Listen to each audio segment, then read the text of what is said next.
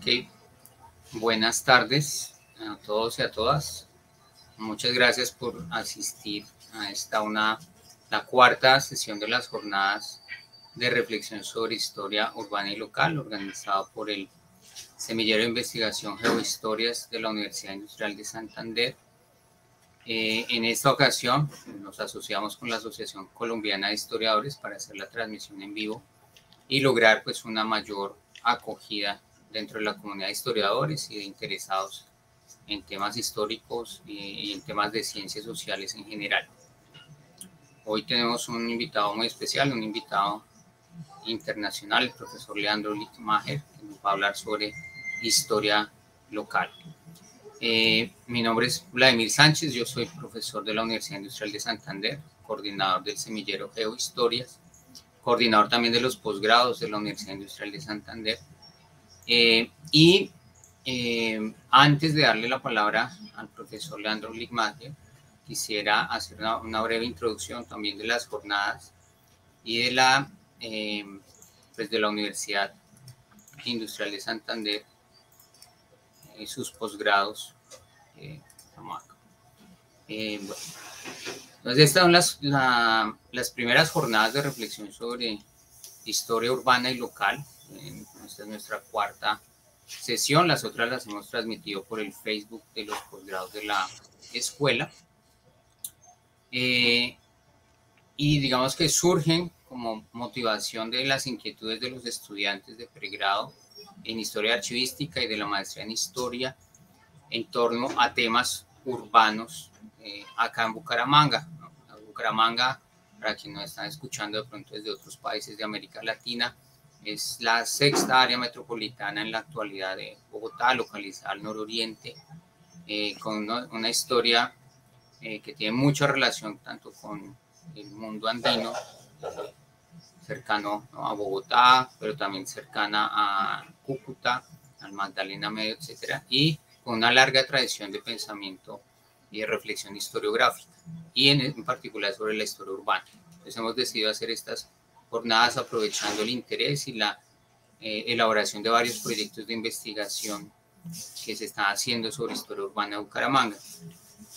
Y aprovecho también esta ocasión que estamos con la Asociación Colombiana de Historiadores para invitarlos e invitarlas a todos a que si están interesados, ¿no?, revisen nuestra página de posgrados, porque tenemos convocatoria abierta para el doctorado en historia.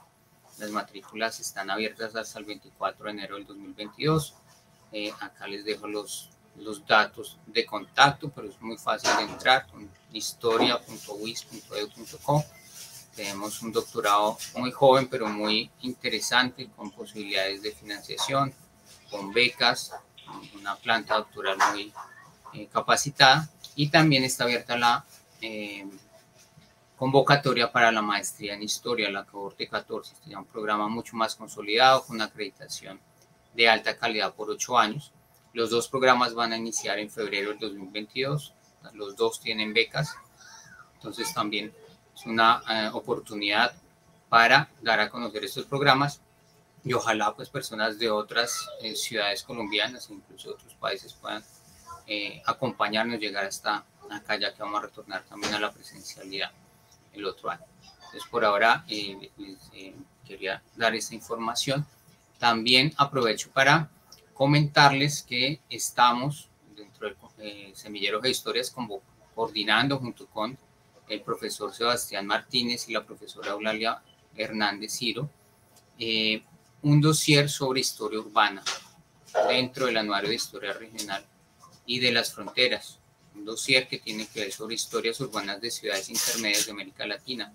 Nos quedan las últimas semanas para recibir propuestas en español, en inglés, en portugués. Entonces las invitamos a que revisen la convocatoria y ojalá pues nos lleguen muchos trabajos para seguir consolidando esta línea tanto en Colombia como en América Latina.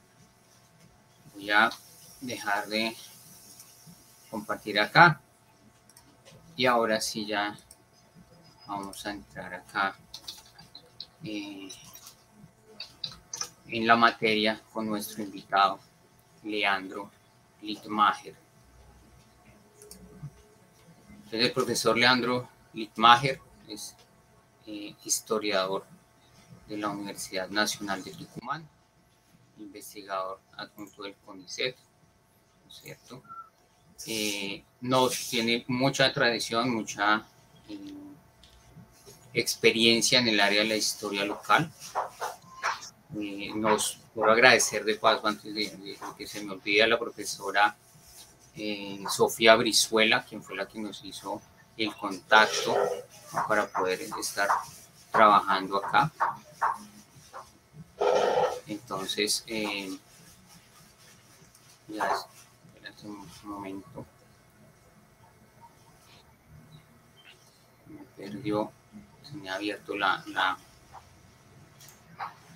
Entonces, Leandro, disculpa, ha trabajado tiene varias investigaciones sobre la historia local en Tucumán, reflexiones metodológicas, reflexiones históricas, ya con más de 10 años de experiencia, investigador del CONICET, como les digo, profesor adjunto de la Universidad Nacional de Tucumán en Argentina. Y hoy pues nos acompaña acá en las jornadas de reflexión sobre historia urbana y local a propósito de este tema de la historia local, un tema muy relevante por sus relaciones con la historia urbana y sobre todo, digamos, en el caso acá de la UIS, una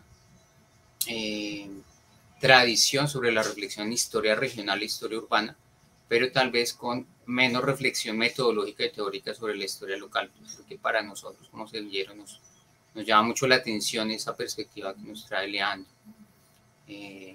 Entonces, pues nada, agradezco mucho la disposición de Leandro de acompañarnos en este tiempo.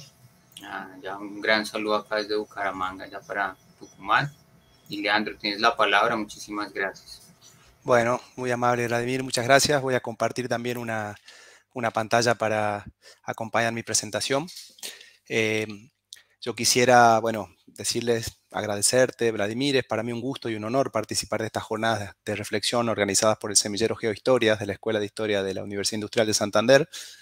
Bueno, agradezco a la organización del semillero, en especial a Vladimir aquí presente por invitarme a conversar con ustedes sobre estos temas tan interesantes y tan relevantes para nuestras investigaciones. También quisiera agradecer a Sofía Brizuela, a quien vos, Vladimir, mencionabas, colega tucumana muy querida, radicada en Bucaramanga, por ponernos en contacto y contribuir de esa manera a la realización de este evento. Cuando me llegó la invitación al semillero, lo primero que hice fue indagar un poco de qué se trataba esta instancia, ¿no? Sobre todo porque en razón de digámosle así, una barrera idiomática, por llamarle de una forma, esta denominación de semillero no me resultaba muy familiar, muy habitual. Según pude ver, es muy común en el ámbito académico colombiano, pero no así en el argentino. Aquí utilizamos otros términos, seminario, taller. Semillero aquí tiene una reminiscencia más bien deportiva, ¿no? Por ejemplo, en el fútbol, para referirse a las divisiones inferiores de un equipo. Quizás semillero tiene más ese uso. Pero me parece, sin embargo, una imagen muy gráfica y muy pertinente para representar esta instancia formativa, ¿no? De discusión, tan relacionada con esta idea de la siembra como primer paso para obtener resultados a futuro. Entonces, bueno, siendo fiel al espíritu entonces del semillero y de lo que ese término supone, mi intervención va a combinar un registro historiográfico y metodológico con uno más específico que busca de alguna manera presentar mi línea de trabajo sobre los pueblos azucareros de Tucumán. Creo que combinar ambos registros me va a permitir ir de lo general a lo particular y de ese modo, bueno, dejar abierta la posibilidad de conversar luego y recuperando un poco el espíritu de esta reunión. Con ese fin voy a dividir mi intervención, la charla, la voy a dividir en 4 partes. Primero voy a presentar una breve genealogía de los estudios regionales y locales en la historiografía argentina. Luego me voy a referir a lo que quizá podríamos denominar los perímetros conceptuales y metodológicos de la historia local, una definición un poco, bueno, ambiciosa si se quiere. En particular voy a hablar de la cuestión del localismo y la propuesta de una historia local espacializada. Para ello voy a apoyarme principalmente en la obra de Ángelo Torre. En la tercera parte voy a presentar mi línea de estudio, ahora sí, referida puntualmente a esta cuestión de los pueblos azucareros de la provincia de Tucumán en la Argentina. Y en una última parte, más breve, más, digamos, más sintética, voy a dejar planteados brevemente algunos rumbos posibles para la historia local, como para abrir el espacio para las preguntas y el intercambio. Mi exposición va a tener alrededor de 50 minutos, 45-50 minutos, para luego abrir el espacio para las preguntas y las intervenciones. Comienzo entonces por referirme a los estudios regionales y locales en la historiografía argentina.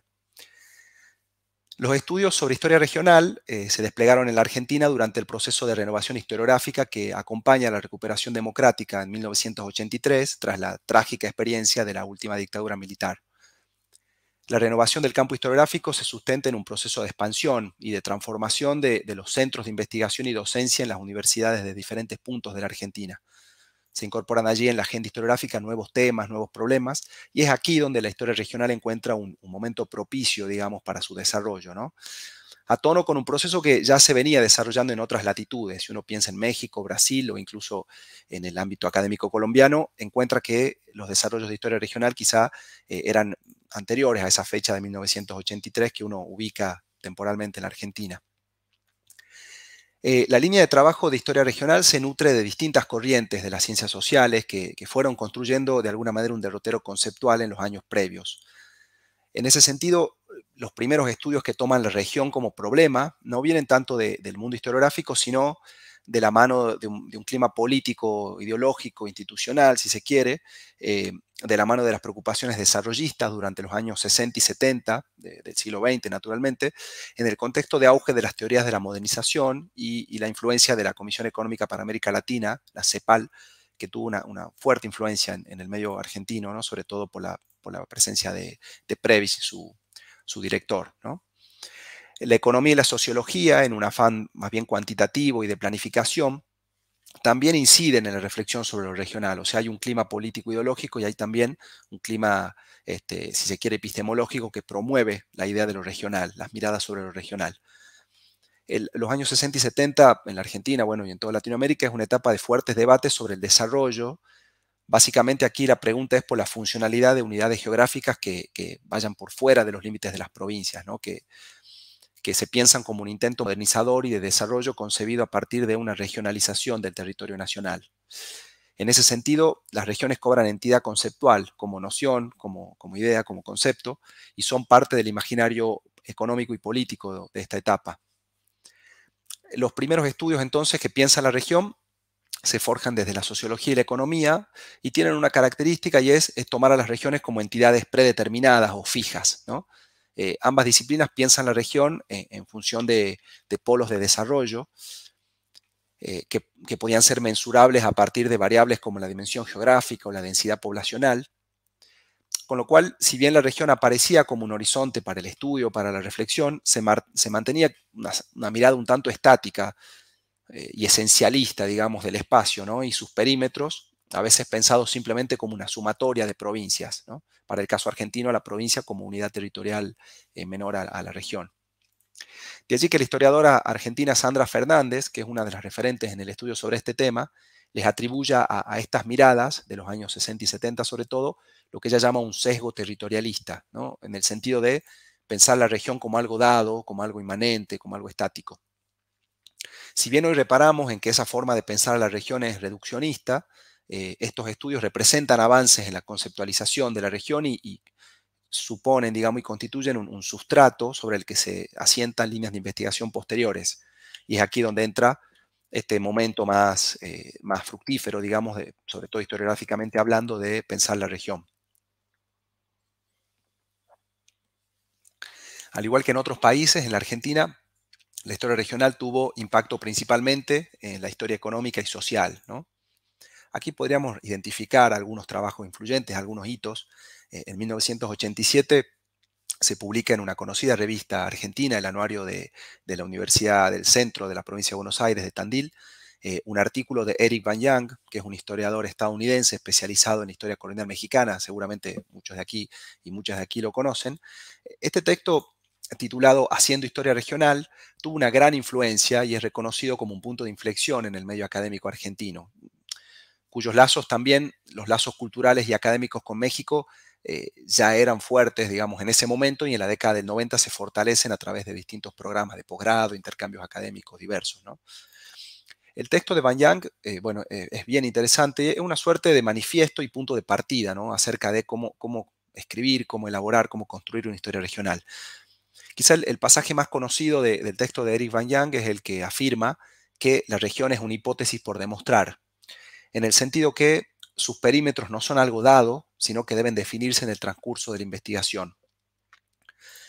Bueno, si los estudios de Van Yang sobre México colonial recuperaban esta idea de región, para el espacio rioplatense había un estudio previo, menos conocido en ese momento, donde esta mirada también aparecía con fuerza.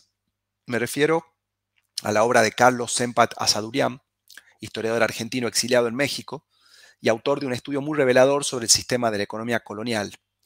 Este estudio fue originalmente publicado en 1982, pero se difundió tuvo mayor presencia, digamos, en el debate académico argentino a finales de los años 80, es decir, posteriormente a la publicación del artículo de Van Yang. Asadurian propone el concepto de espacio económico para pensar más allá de las fronteras nacionales y demuestra la centralidad de las relaciones económicas en el eje alto peruano para pensar justamente las dinámicas del mercado interno durante la etapa colonial.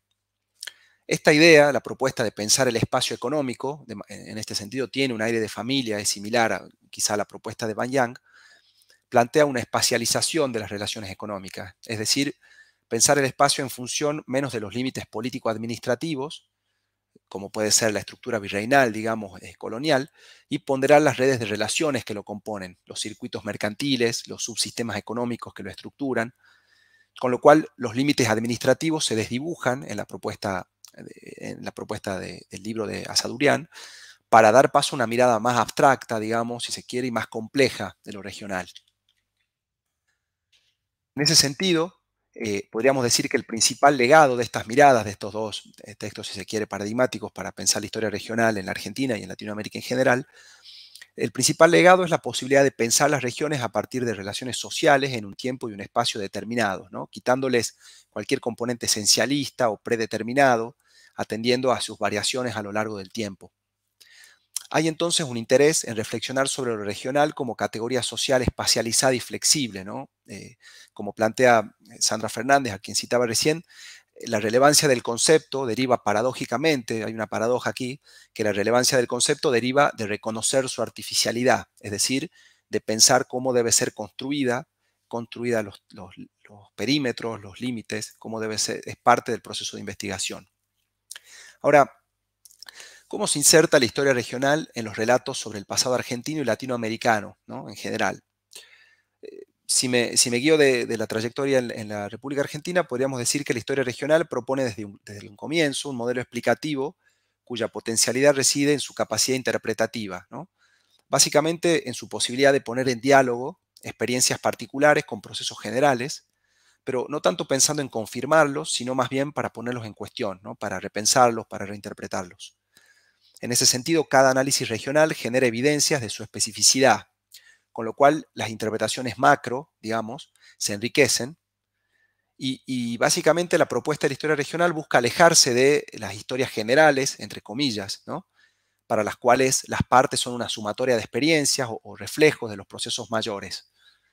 No se piensa entonces como un objeto, al comienzo sobre todo, no se piensa como un objeto de estudio en sí mismo, sino como un recurso, ¿no? Una estrategia metodológica para acercarse de una manera comprensiva y problemática a una investigación en un espacio determinado, ¿no? Siempre en relación con una totalidad más abarcativa, digamos, siempre en función de estas otras unidades con las cuales dialoga y incluso discute.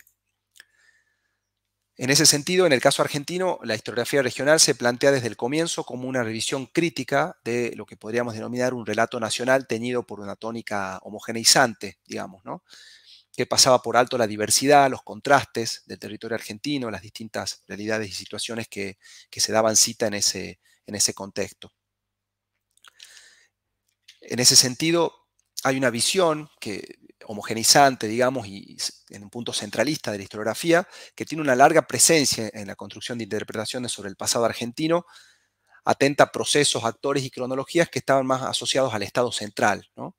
en una clave que no reparaba en el mosaico de realidades y procesos regionalmente situados que tiene la Argentina, como cualquier país latinoamericano, naturalmente. En ese sentido, la disputa entre interpretaciones que concebían a las historias provinciales en términos de esencialismo y persistencia, más bien estáticas o con una cierta idea esencialista, digamos, tenía larga data y en realidad podía rastrearse desde el siglo XIX, pero es justamente en el periodo posterior a 1983 cuando cobra centralidad en la producción historiográfica. En ese sentido, la renovación historiográfica interpela el relato del Estado nacional, o sea, el relato centrado en una mirada estadocéntrica, digamos, y se lo rechaza como objeto exclusivo de análisis histórico. En esa operación de abandonar la perspectiva nacional, proponiendo un recorte regional, emergen nuevas espacialidades, nuevos espacios humanizados que habían permanecido ignorados de alguna manera, ¿no?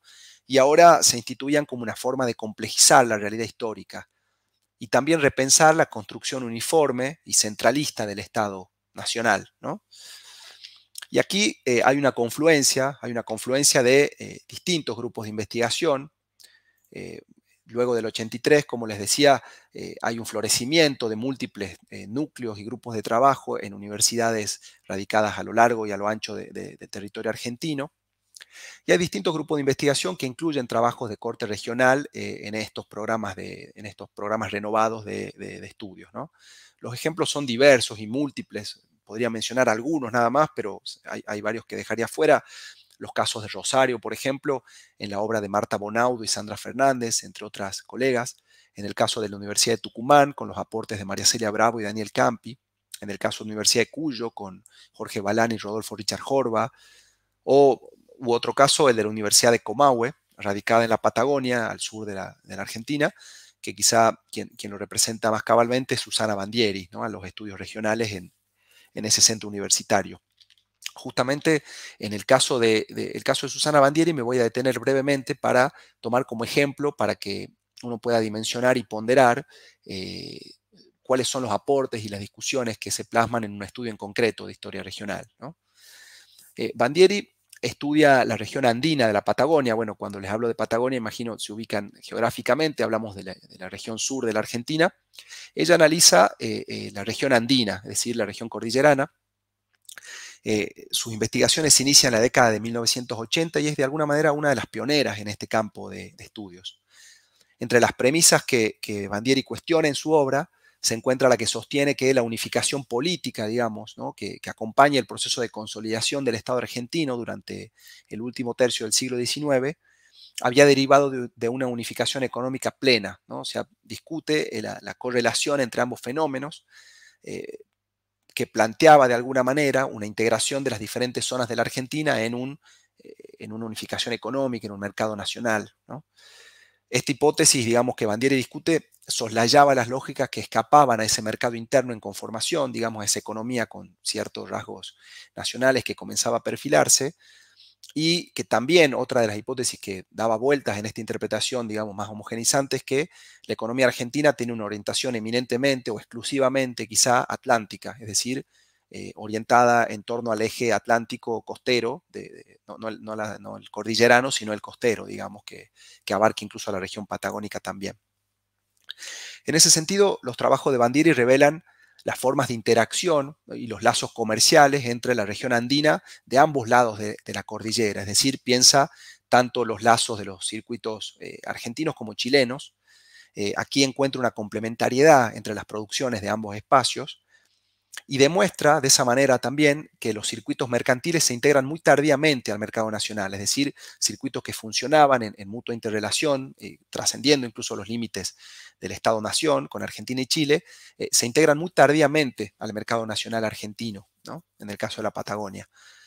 Esta hipótesis, digamos, tenía implicancias en los ritmos y las expansiones de la estatalidad, es decir, ya no se ubicaba, en la historia argentina hay un clásico punto de inflexión, un clásico parteaguas, digamos, un corte en 1880, ¿no? Con la federalización de Buenos Aires y la consolidación de alguna manera del Estado Nacional. Ya no ubica, si uno mira desde la Patagonia, ya no se ubica esa fecha como el hito, digamos, el hito definitorio, dominante en ese proceso de afianzamiento, sino en etapas más tardías, ¿no? Incluso década de 1930, 1940, se observa esa unificación y la participación de esos circuitos comerciales en el mercado nacional, ¿no? En la mirada de Bandieri también cuestiona las interpretaciones que los propios patagónicos habían formulado, en el sentido que al poner el eje en la región costera, quizá en consonancia con esa lectura historiográfica que miraba el eje atlántico como dominante, las interpretaciones desde la propia Patagonia habían formulado o reproducido esa misma mirada de pensar la región costera como eje, como núcleo económico, dejando de lado la zona andina, que era muy potente y muy fuerte, como Bandieri demuestra en sus investigaciones. Sintetizando, entonces, digamos que la propuesta de Bandieri implica reconocer rasgos propios, proponer otras territorialidades, otras periodizaciones, respecto a las que emergen de una mirada centralista o una mirada anclada en el Estado-nación, ¿no? Esto también supone, y hay otra dimensión que la obra de Bandieri encarna, supone una forma diferente de enseñar esos procesos históricos en los ámbitos universitarios, patagónicos mismos, ¿no? Algo en lo que Bandieri siempre repara al señalar que uno no puede enseñar historia argentina, entre comillas, digamos, en las regiones si uno desconoce las especificidades o con relatos que las invisibilizan o que las marginan de alguna manera, ¿no? En ese sentido, no es solo una investigación pensada para el diálogo con el mundo académico, sino también con un fuerte anclaje en la dimensión docente y pedagógica que subyace a ella, ¿no? Ejemplos como el de Bandieri revelan algunas potencialidades a la hora de pensar regionalmente, pero hay que decir que esta producción no escapa a las disputas y tensiones inherentes al campo académico argentino y que uno podría pensar también para otras latitudes seguramente. En ese sentido, la historia regional tuvo, en palabras de Fernández, un arduo camino de legitimación, ¿no? Como todo campo, si uno toma la definición de Pierre Bourdieu, el campo historiográfico argentino posterior a 1983 se construye sobre la base de jerarquías y asimetrías que se plantean en términos regionales, asimetrías regionales, jerarquías regionales, que no son algo casual, sino que de alguna manera reproducen en cierto modo las asimetrías económicas, políticas y sociales que tenía la Argentina y que sigue teniendo actualmente, digamos, ¿no? Sin embargo, desde entonces, desde ese momento de legitimación de la historia regional dentro del campo historiográfico, corrió bastante agua bajo el puente, digamos, hubo transformaciones bastante intensas en el mundo académico y en el campo historiográfico, y actualmente la historia regional es un campo consolidado, ¿no? que está diversificado en múltiples centros, grupos. Existen revistas específicas sobre esta línea de estudios, también libros y compilaciones en gran cantidad, numerosas, diversas, múltiples. También incluso hay trayectos curriculares específicos, ¿no? Especializaciones en historia regional, por ejemplo, como la que se dicta en la Universidad Nacional del Nordeste. Se realizan congresos de historia regional. Hay redes de estudio e instituciones de gran renombre que llevan lo regional en su denominación, como el caso del ICIR, de la Universidad Nacional de Rosario y el CONICET que puse ahí en la diapositiva. Actualmente podríamos decir entonces que la historia regional es un campo consolidado, con fuertes anclajes institucionales y mayores recursos que los que tenía en los orígenes en los primeros pasos, digamos, en la década de 1980. ¿Qué pasa con la historia local? Bueno, hasta aquí me referí principalmente al derrotero de la historia regional, ¿no? Bueno, ¿qué sucede con la historia local? Uno podría decir que la historia local en la Argentina tuvo una trayectoria menos robusta que la regional. Si uno compara con otras latitudes, también encuentra un recorrido quizá menos consistente, menos sistemático. Si damos un caso extremo, por la gran densidad de tradición de estudios locales, es el caso inglés, ¿no? La historia local inglesa, que es un campo muy denso, muy extenso, muy difundido.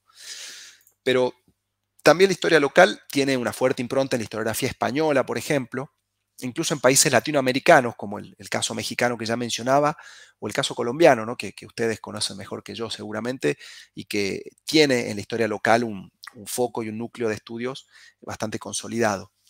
En Argentina hay una producción consistente. Sin embargo, si uno mira así globalmente el campo, encuentra que es una producción un tanto dispersa, un tanto focalizada, que no tiene tantos lazos entre sí y no tiene tanta reflexión específica como sí lo muestra la historia regional, como lo revelaba los ejemplos que les daba recién, ¿no? Es difícil explicar esto, ¿no? Una razón que se me ocurre, quizá para explicar, que uno podría reflexionar sobre esta situación en el campo de estudios es que hay una tendencia a solapar de alguna manera lo regional y lo local, ¿no? A veces se los piensa en una lógica que los sintetiza, que los reúne, lo cual implica tácitamente, digamos, una renuncia a pensar lo local en su especificidad, ¿no? Con sus propios diálogos, sus posibilidades, sus límites.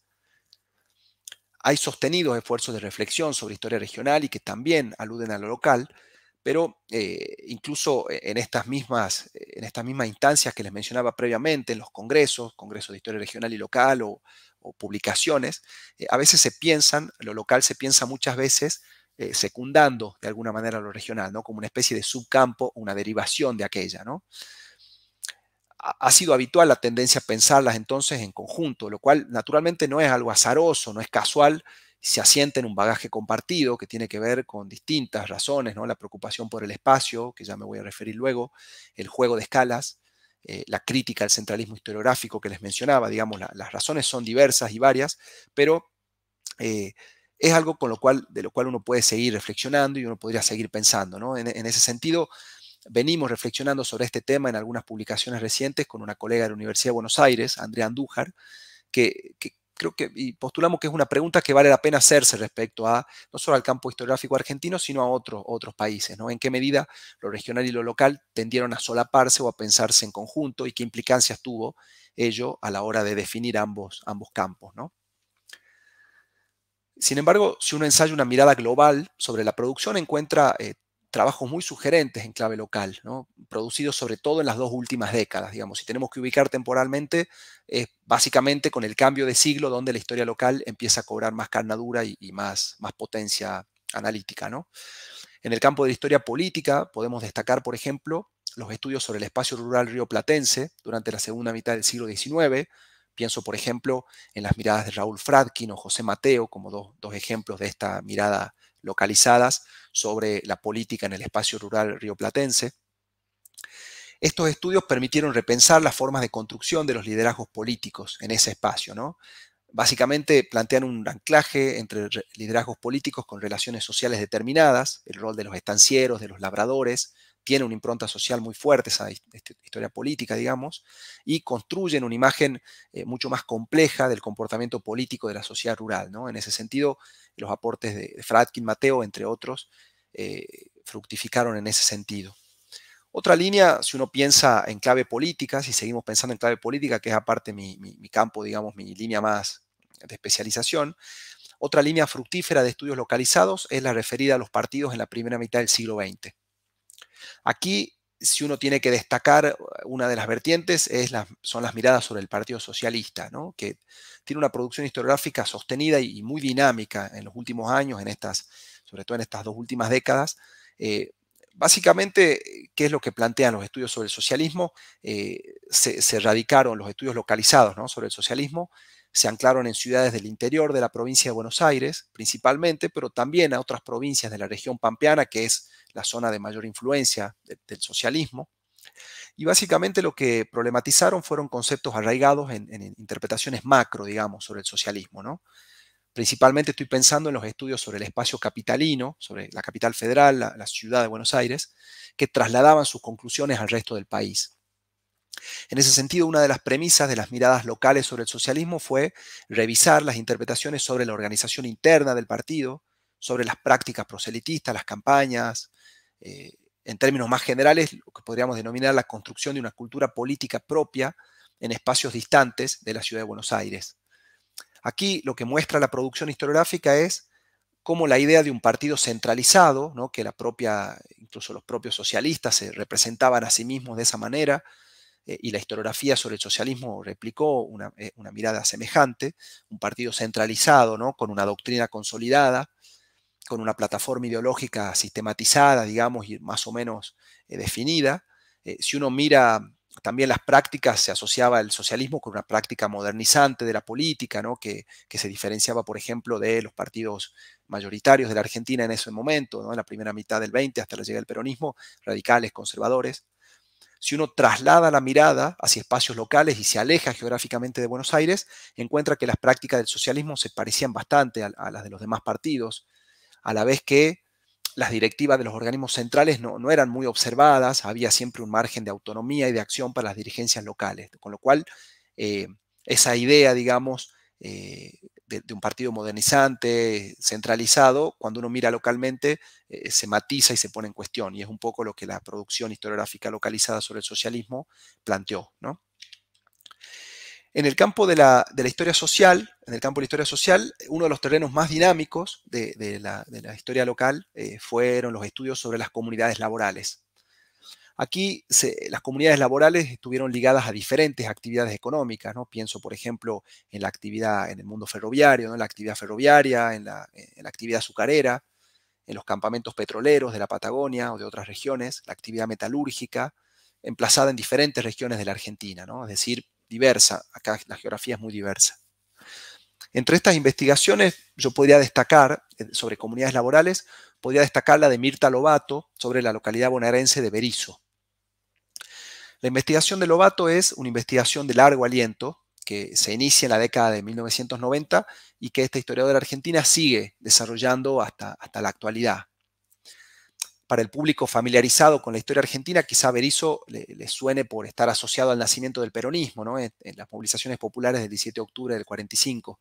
Justamente, bueno, quizá conocen un poco la historia, pero Perón es apresado en los días previos y el 17 de octubre una movilización de trabajadores a las plazas de varios puntos del país. Bueno, la más conocida es la Plaza de Mayo en la Ciudad de Buenos Aires, pero en distintos puntos del país, trabajadores y trabajadoras se movilizan y reclaman la libertad de Perón. Y le abren camino, digamos, para el triunfo en la elección presidencial del año 46.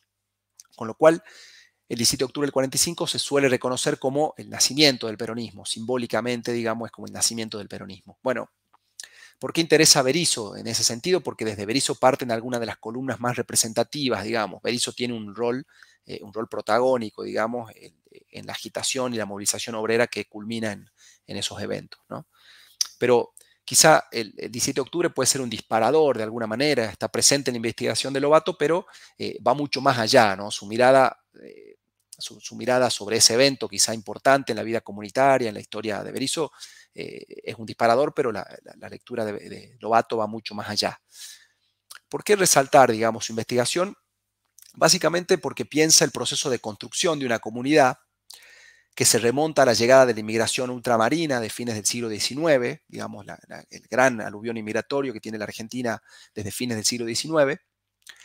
En ese sentido, piensa en cómo esta inmigración ultramarina también tiene un rol relevante en la configuración de la industria frigorífica, que ahí en la tapa del libro se ven las chimeneas de la industria frigorífica, que es el principal motor económico de la comunidad de Berisso, y cómo el proceso de crisis y cierre de esta misma actividad frigorífica a comienzos de los años 70 del siglo XX tiene trágicas implicancias, ¿no? En la vida local, en la comunidad, y se sienten hasta la actualidad, ¿no? La historia de Lobato entonces es una historia del mundo del trabajo en clave local que sintetiza fenómenos en distintas escalas y temporalidades. En ese sentido, Mirta Lobato analiza las implicancias del proceso inmigratorio, como les decía, pero no solamente el proceso migratorio ultramarino de fines del 19, europeo, etcétera, sino también los migrantes internos, ¿no? Los que llegan desde regiones de la Argentina, sobre todo de la región norte, ¿no? En ese sentido, una línea de trabajo que se desprende de la mirada de Lobato es conectar esa trama de migrantes con la vida en sus pueblos de origen en la provincia de Santiago del Estero, en el norte argentino, antes de desplazarse a Buenos Aires en la década de 1920 y 1930. Esto le otorga a su investigación un giro interesante porque conecta las experiencias y las interrelaciones de las comunidades de origen y de llegada, ¿no? Lobato también, otro punto, y ya con esto cierro, digamos, este recorrido por la historia regional y local argentina, otro punto que se puede resaltar de la obra de Lobato es estudiar la importancia de los ciclos de protesta y confrontación, digamos, los distintos episodios de protesta, huelguísticos, etcétera, cómo estos episodios impactan en la definición de esa comunidad, ¿no? De un nosotros, digamos, ¿no? Con una comunidad con rasgos compartidos, cuál es el rol que tienen las identidades políticas, los partidos, antes de la llegada del peronismo, ¿no? Y cómo se transforman con la aparición de ese movimiento político que en Berisso es muy, muy relevante y muy importante. Más adelante en el tiempo, si uno piensa en las décadas del 70 y el 80, con la crisis que genera el cierre de los frigoríficos de Berisso y de otras industrias como la textil, Lobato se interroga sobre lo que globalmente podríamos definir como los procesos de desindustrialización, ¿no? Este fenómeno ubica a Berisso en una larga tradición y madeja, digamos, en una larga trama de experiencias a lo largo del planeta que, de la mano, digamos, de las crisis de la economía capitalista, dejan su impronta en localidades a lo largo del planeta, ¿no? Podemos pensar, bueno, los ingenios azucareros de Tucumán cerrados en la década del 60, que voy a referirme en breve, pero también, por darles otro ejemplo, podemos pensar el caso de la yesería Empel en Nevada, Estados Unidos, que quedó inmortalizada, digamos, con la película, recientemente con la película ganadora del Oscar, Nomadland, como los efectos que genera el cierre de una industria en una localidad, en una experiencia, en la cotidianidad de hombres y mujeres de esa localidad, ¿no? Si pasamos al segundo momento, digamos, de mi charla, podemos reflexionar sobre lo que quizá un poco, como les digo, ambiciosamente uno denomina los perímetros de lo local, ¿no? En particular el localismo estrecho y la cuestión del espacio. Creo que esto puede de alguna manera disparar debates y preguntas, ¿no?, en el marco del semillero. A la hora de reflexionar sobre los perímetros de lo local, una primera discusión que emerge es la cuestión del localismo, ¿no? Aquí la discusión se centra en pensar lo local como algo ajeno a lo general. En las producciones sobre historia local, un poco que sobrevuela, digamos, y da vueltas el riesgo de lo que los historiadores españoles Anaclet Pons y Justo Serna, cuya obra les ofrecí como lectura para el semillero, definen como la historia de campanario, ¿no? Se refieren allí a la historia de los cronistas locales, ¿no?, que un poco, digamos, caracterizan como cronistas ávidos por el olor de la cosa rancia y vieja, ¿no?, memoriosos locales, que, que es un debate, digamos, en la influencia de estas miradas construidas localmente y que buscan básicamente reconstruir lo local por lo local en sí, y la relación con lo académico no es un debate propio de la comunidad académica argentina o latinoamericana, sino que aparece con fuerza. Bueno, en España, en el caso de Pons y Serna, y en la producción historiográfica inglesa, aparece con mucha fuerza la relación entre esta historia más bien amateur, digamos, no académica o no profesionalizada, con la historia proveniente de los ámbitos académicos, ¿no? Todos conocemos aquí historias locales que emanan de las propias comunidades, ¿no?, que responden a veces a un interés de reivindicación, de recuperar las raíces históricas de una comunidad o a veces glorificar un pasado común. Todos conocemos y sabemos la importancia y la relevancia que tienen la construcción de interpretaciones localizadas, ¿no?, y lo importante que son también para el mundo académico como insumo, como diálogo. Hay en el texto de Pons y Serna hay un pasaje que un poco sintetiza esta dicotomía y que no, es muy revelador para entenderla, ¿no? Lo que nos dicen Pons y Serna es que la historia siempre es un hecho universal, que es común a todos los seres humanos de todas las épocas, ¿no? O sea, pensamos aquí una definición global, digamos, abstracta y general acerca de lo que es la historia, un hecho universal. Ellos proponen representar el pasado, nuestro objeto de estudio naturalmente, como un océano, ¿no? Entonces podríamos decir que cada uno y cada una que estudia el pasado, que se dedica a investigar académicamente sobre la historia o no académicamente, elige una parte de ese océano, la parte que uno quiere estudiar, y para estudiar esa parte uno selecciona una determinada cantidad y tipo de información que sea pertinente, digamos, para la muestra que uno pretende representar, ¿no? Siguiendo entonces con la metáfora esta más bien marítima, digamos, los historiadores somos como pescadores, ¿no?, que utilizamos diferentes tipos de redes de acuerdo a lo que queremos pescar. Una cosa es pescar tiburones, digamos, y otra cosa es pescar merluzas, mojarritas, peces pequeños, ¿no? Con esto lo que quiero graficar es que, y lo que dicen Pons y Serna, es que uno nunca captura todo lo que hay en el mar, ¿no? En todo caso, uno podría decir que la historia local usa una red más densa, con una trama más pequeña, digamos, para reunir en un fragmento del océano mayor cantidad de información, ¿no? La metáfora creo que es bastante gráfica, pero es importante entender que siempre es el mismo océano, ¿no?, tanto para quien adopta una extensión espacial local como una mirada global. O sea, siempre todos pescamos en el mismo océano, digamos. Aquí vale traer a colación el planteo del historiador francés Bernard Lepetit, que tiene un conocido texto, digamos, texto canónico, digamos, sobre la cuestión de la escala, que está incluido en el libro Juego de Escalas o Jeu d'échelle, como se llamaba originalmente, que fue compilado por Jacques Revel, donde Le Petit plantea que ninguna escala es más real que otra, ¿no? Que todas son representaciones de lo real y adoptan un punto de vista del conocimiento, con lo cual la historia trata en definitiva de un solo tema, que es el funcionamiento de lo social, ¿no? El tránsito de las sociedades a través del tiempo. Pons y Serna nos plantean que la clave a la hora de hacer historia local entonces es no caer en la llamada historia de campanario, ¿no? Que solo le interesa a los nativos, a los vecinos, que no se reconoce como parte, volviendo a la metáfora, como parte de ese océano del que hablaba previamente. Siempre debemos concebir a la historia, sea local, regional o global, como un ejercicio de investigación que puede provocar interés a quien de entrada no lo tiene. Digamos. Un poco ese es el planteo de Pons y Serna. Ellos dicen que hay una mirada cercana al antropólogo, ¿no? que traduce de alguna manera un conjunto de referencias culturales que se expresan en un lenguaje que de alguna manera los nativos hablaban, se expresan en un lenguaje, pero el historiador de alguna manera traduce, el historiador local traduce esas referencias a otro público que debería entender esas referencias independientemente de ser o no de esa comunidad, de esa localidad, ¿no? La meta entonces para Pons y Serna no es explicar la localidad, sino las experiencias, conflictos, acciones y problemas situados en la localidad, ¿no? Un poco esta es la frase que sintetiza. Ahora, tampoco es aconsejable pensar lo local como un mero reflejo, ¿no? Como la confirmación de procesos más vastos, de conceptos o teorías que se aplican acríticamente en un espacio. La idea no es lo local como una muestra de lo que ya se conoce de antemano, como un reflejo, un reflejo, ¿no? En ese sentido, lo particular o lo específico puede poner en entredicho afirmaciones sobre otras extensiones espaciales. O sea, lo local aquí entra en diálogo con otros marcos espaciales, ¿no? Bueno, la explicación de Pons y Serna y la metáfora también de la red es didáctica, es muy clara, digamos, es muy didáctica, pero requiere algunos matices, ¿no? Porque en su mirada se engloban diferentes problemas vinculados a la práctica de historia local. Por un lado, la cuestión de la escala, que les mencionaba para el caso, digamos, que brevemente les mencioné con la obra de Le Petit, pero asociada a la cuestión de la escala, la cuestión de la representatividad.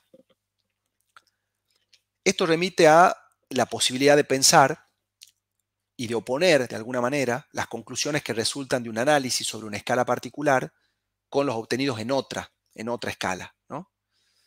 En ese sentido, ya vuelvo a la diapositiva. En ese sentido, cabe preguntarse, digamos, una pregunta que quienes hacen historia local creo que en primera instancia vale la pena hacerse, ¿no? Es si quienes adoptamos una mirada localizada, si nuestras conclusiones son acumulables, si pueden dialogar con las que se asientan en anclajes territoriales más amplios, con otros espacios más amplios, ¿no? Le Petit es escéptico en ese sentido. Él usa una metáfora interesante en este famoso texto incluido en la compilación de Jacques Rebel, y nos dice Le Petit que Dios no reinventa el mundo cada día, pero de alguna manera los historiadores lo hacen. ¿En qué sentido? Digamos que el pasado es un objeto de estudio bastante singular, tiene un estatus singular, ya que cada vez que emprendemos una investigación, que formulamos un problema de investigación, de alguna manera reiniciamos ese objeto de estudio, lo volvemos a recrear, ¿no? Con lo cual Le Petit plantea que la mutación en la escala supone un cambio de objeto y de problemática. No son acumulables, entonces, las conclusiones que resultan de una mirada, no son acumulables, no se pueden oponer a las que se obtienen en otras escalas, ¿no? El diálogo y la relación es compleja aquí para Le Petit. Con lo cual, comparar o acumular es un ejercicio complejo, que en realidad no concierne tanto a los resultados de la investigación, que siempre de alguna manera son específicos, nos dice Le Petit, sino más bien a los procedimientos y métodos de análisis utilizados. Es decir, los diálogos son posibles menos entre conclusiones, entre temas y problemas puntuales que cada quien analiza en escalas diferentes, son menos posibles, digamos, entre estas dimensiones que entre las formas de abordar el pasado, las metodologías, los procedimientos propios de cada terreno disciplinar, ¿no? La metáfora de la red de Pons y Serna, como les decía, es muy didáctica, pero también se puede prestar a ciertas confusiones respecto a la relación entre los niveles de análisis y el recorte espacial. Para reflexionar sobre esto, recomiendo el texto del historiador italiano Angelo Torre, publicado en una revista colombiana, la revista Historia Crítica en 2018, donde Torre nos alerta sobre una tendencia a sobreponer el nivel de análisis, que sería micro y macro, con la extensión espacial de la búsqueda, ¿no? Que sea global o local. Voy a leer brevemente una cita breve de Torre que creo que es bastante ilustrativa de esta idea que quiero graficar. Nos dice Torre: es habitual que se vea en la polaridad global-local algo análogo de lo micro y lo macro, con una ecuación implícita según la cual lo local sería lo micro y lo global sería lo macro. En esta configuración resultan inapropiadas tanto la ecuación micro igual a local como la contraposición pequeño versus grande. Ambas olvidan que no se trata de objetos sino de escala. Lo local y lo micro no son pequeños, se ven de cerca, así como lo global y lo macro se ven de lejos. Por supuesto, no tienen un espacio intrínseco, sino el que se define según la perspectiva de observación. Bueno, esta cita creo que es reveladora y es ilustrativa de cuál es el planteo, por dónde va la mirada de Angelo Torre y sobre todo pensar micro y local no como sinónimos o equivalentes, sino con sus especificidades, con sus diferencias, ¿no? Torres se pregunta en ese sentido si podríamos definir a la microhistoria como una historia local, por ejemplo, ¿no? La microhistoria, digamos, bueno, corriente de análisis de enorme influencia, la microhistoria, y nos dice Torre que no necesariamente, digamos, no es una historia local la microhistoria, digamos. Su preocupación, la preocupación central, hay muchas, pero la preocupación de la microhistoria no es específicamente lo espacial o el recorte geográfico. Los microhistoriadores estudian una comunidad, estudian una ciudad, un valle, una familia. Bueno, los objetos son múltiples. Ustedes conocen seguramente la producción microhistórica, que es muy diversa. A veces estudian una institución y a veces son localizadas con precisión y otras no. Digamos, no siempre el espacio es una dimensión central en la mirada microhistórica. Si menciono, por mencionar una obra paradigmática, la historia del molinero Menocchio, ¿no? Famosa reconstrucción de la investigación de Carlo Ginzburg en El queso y los gusanos, lo que hace es revelarnos la cosmovisión de un individuo y a través de esta cosmovisión pensar la posibilidad de reconstruir las ideas de Menocchio sobre la religión, la materialidad. Nos adentra, digamos, Ginzburg en un universo de representaciones de la Italia renacentista, pero la reflexión sobre el espacio no es central aquí, ¿no? La prioridad es el nivel de análisis, es decir, mirar un problema de cerca, micro, independientemente de su extensión espacial, o en todo caso sin circunscribirlo necesariamente a lo local, ¿no? El espacio, sin embargo, es una cuestión clave a la hora de pensar lo local. No hay una respuesta unívoca, digamos, para ello. Naturalmente, no hay una única respuesta acerca de la relación entre espacio y localidad. Una premisa que suele plantearse es que, al igual que en la historia regional, el espacio es una hipótesis a demostrar, ¿no? No debe partirse de preconceptos, no circunscribirse necesariamente a divisiones administrativas, que no dejan de ser arbitrarias, digamos, o discutibles en todo caso, ¿no? Divisiones que fueron, como Pons y Serna dicen en su texto, fueron definidas por los poderes estatales, ¿no? Pensemos, por ejemplo, un municipio, un circuito electoral, por los poderes eclesiásticos que pueden definir una parroquia, por ejemplo, o que a veces se definen por fronteras físicas, ¿no? Ríos, accidentes geográficos, digo, obviamente el abanico es múltiple. Aquí les adelanto un argumento que voy a retomar cuando hable de mi investigación ahora en el próximo punto, y es que, por ejemplo, a la hora de emprender una mirada local sobre los partidos políticos, como en el caso de mi investigación, la adopción de un recorte administrativo, digamos, creo que es una elección factible y válida, ¿no? O sea, en primera instancia, ¿por qué? ¿Por qué creo que es factible? Porque facilita la identificación de patrones de comportamiento electoral, el perfil socioprofesional del electorado, por ejemplo, el volumen y distribución geográfica de los comités, de los organismos de base. Sin embargo, hay un riesgo en esta estrategia, ¿no? Metodológica, de pensar lo local en términos de una circunscripción administrativa X, conlleva un riesgo, como nos advierten Pons y Serna, se puede abonar una forma artificial de dar sentido al espacio, ¿no? Quizá esta idea se pueda, o sea, la circunscripción se puede asentar sobre tradiciones o costumbres previas, ¿no? Muchas veces un municipio tiene un anclaje histórico, cultural definido, a veces no, pero podría generar, nos dicen Pons y Serna, esta estrategia, lo que definen como un efecto de realidad, ¿no? Al recuperar una organización que implica reordenar y jerarquizar el mundo que la rodea, digamos, ¿no? De alguna manera, darle una unidad y una consistencia que quizá no la tiene o que habría que repensarla en todo caso. Bueno, En esta cuestión se sintetiza un punto clave, ¿no? de la historia local y de la relación con el espacio. En el texto de Torre está muy bien sintetizado esto, como este debate atraviesa transversalmente, bueno, no solo a la historia local, naturalmente, a la disciplina histórica en general. Y en ese sentido, Torre nos propone pensar el espacio, y aquí está un poco su planteo, la idea de una historia espacializada, ¿no? Una historia local espacializada. ¿Qué es lo que propone Torre en definitiva, digamos, o cómo plantea él, cómo da forma a esa mirada? Torre recupera los debates del llamado Spatial Turn de la década de 1980 y allí se interroga sobre el espacio como una dimensión simbólica, ¿no? En ese clima, digamos, epistemológico del Spatial Turn, esta mirada atribuye al espacio no una dimensión objetiva, ¿no? Que es discernible a través de un límite determinado, digamos, sino esta idea constructivista que se define, y aquí sí hay una idea, digamos, más disruptiva, si se quiere, se define por los sentidos que se le otorgan a ese espacio por quienes lo habitan, ¿no? Se plantea entonces que un lugar no es un punto en el espacio, sino un nodo de valores, de prácticas, de identificaciones, con lo cual encontramos una noción más abstracta del espacio, ¿no? Un sentido más bien metafórico del espacio. Una comunidad se define a sí misma, una comunidad se siente parte de un colectivo, y eso no necesariamente se plasma espacialmente, digamos, no necesariamente el espacio representa o muestra este sentido de pertenencia o tiene una correlación con él, ¿no? A la vez, como bien marca Torre, las identidades locales se cruzan con otras pertenencias, ¿no? Con otras identidades, la pertenencia de clase, la pertenencia de género, la identidad nacional, que también define los perímetros de una comunidad y que entran en juego a la hora de pensar, o de pertenecer o de pensar una comunidad misma, ¿no? En ese sentido, Torre recupera el planteo del antropólogo indio Arjuna Padurai, quien propone el concepto de producción de localidad. Este mecanismo, digamos, que Torre toma y aplica, digamos, a sus propios análisis históricos, este mecanismo involucra dimensiones subjetivas, ¿no? La producción de localidad remite a la capacidad consciente de reconocerse como parte de un colectivo. Es, según Apadurai, una manera de limitar la fragilidad que define nuestras relaciones interpersonales, ¿no? Como es sentir la cercanía, la vecindad, como producción de localidad, ¿no?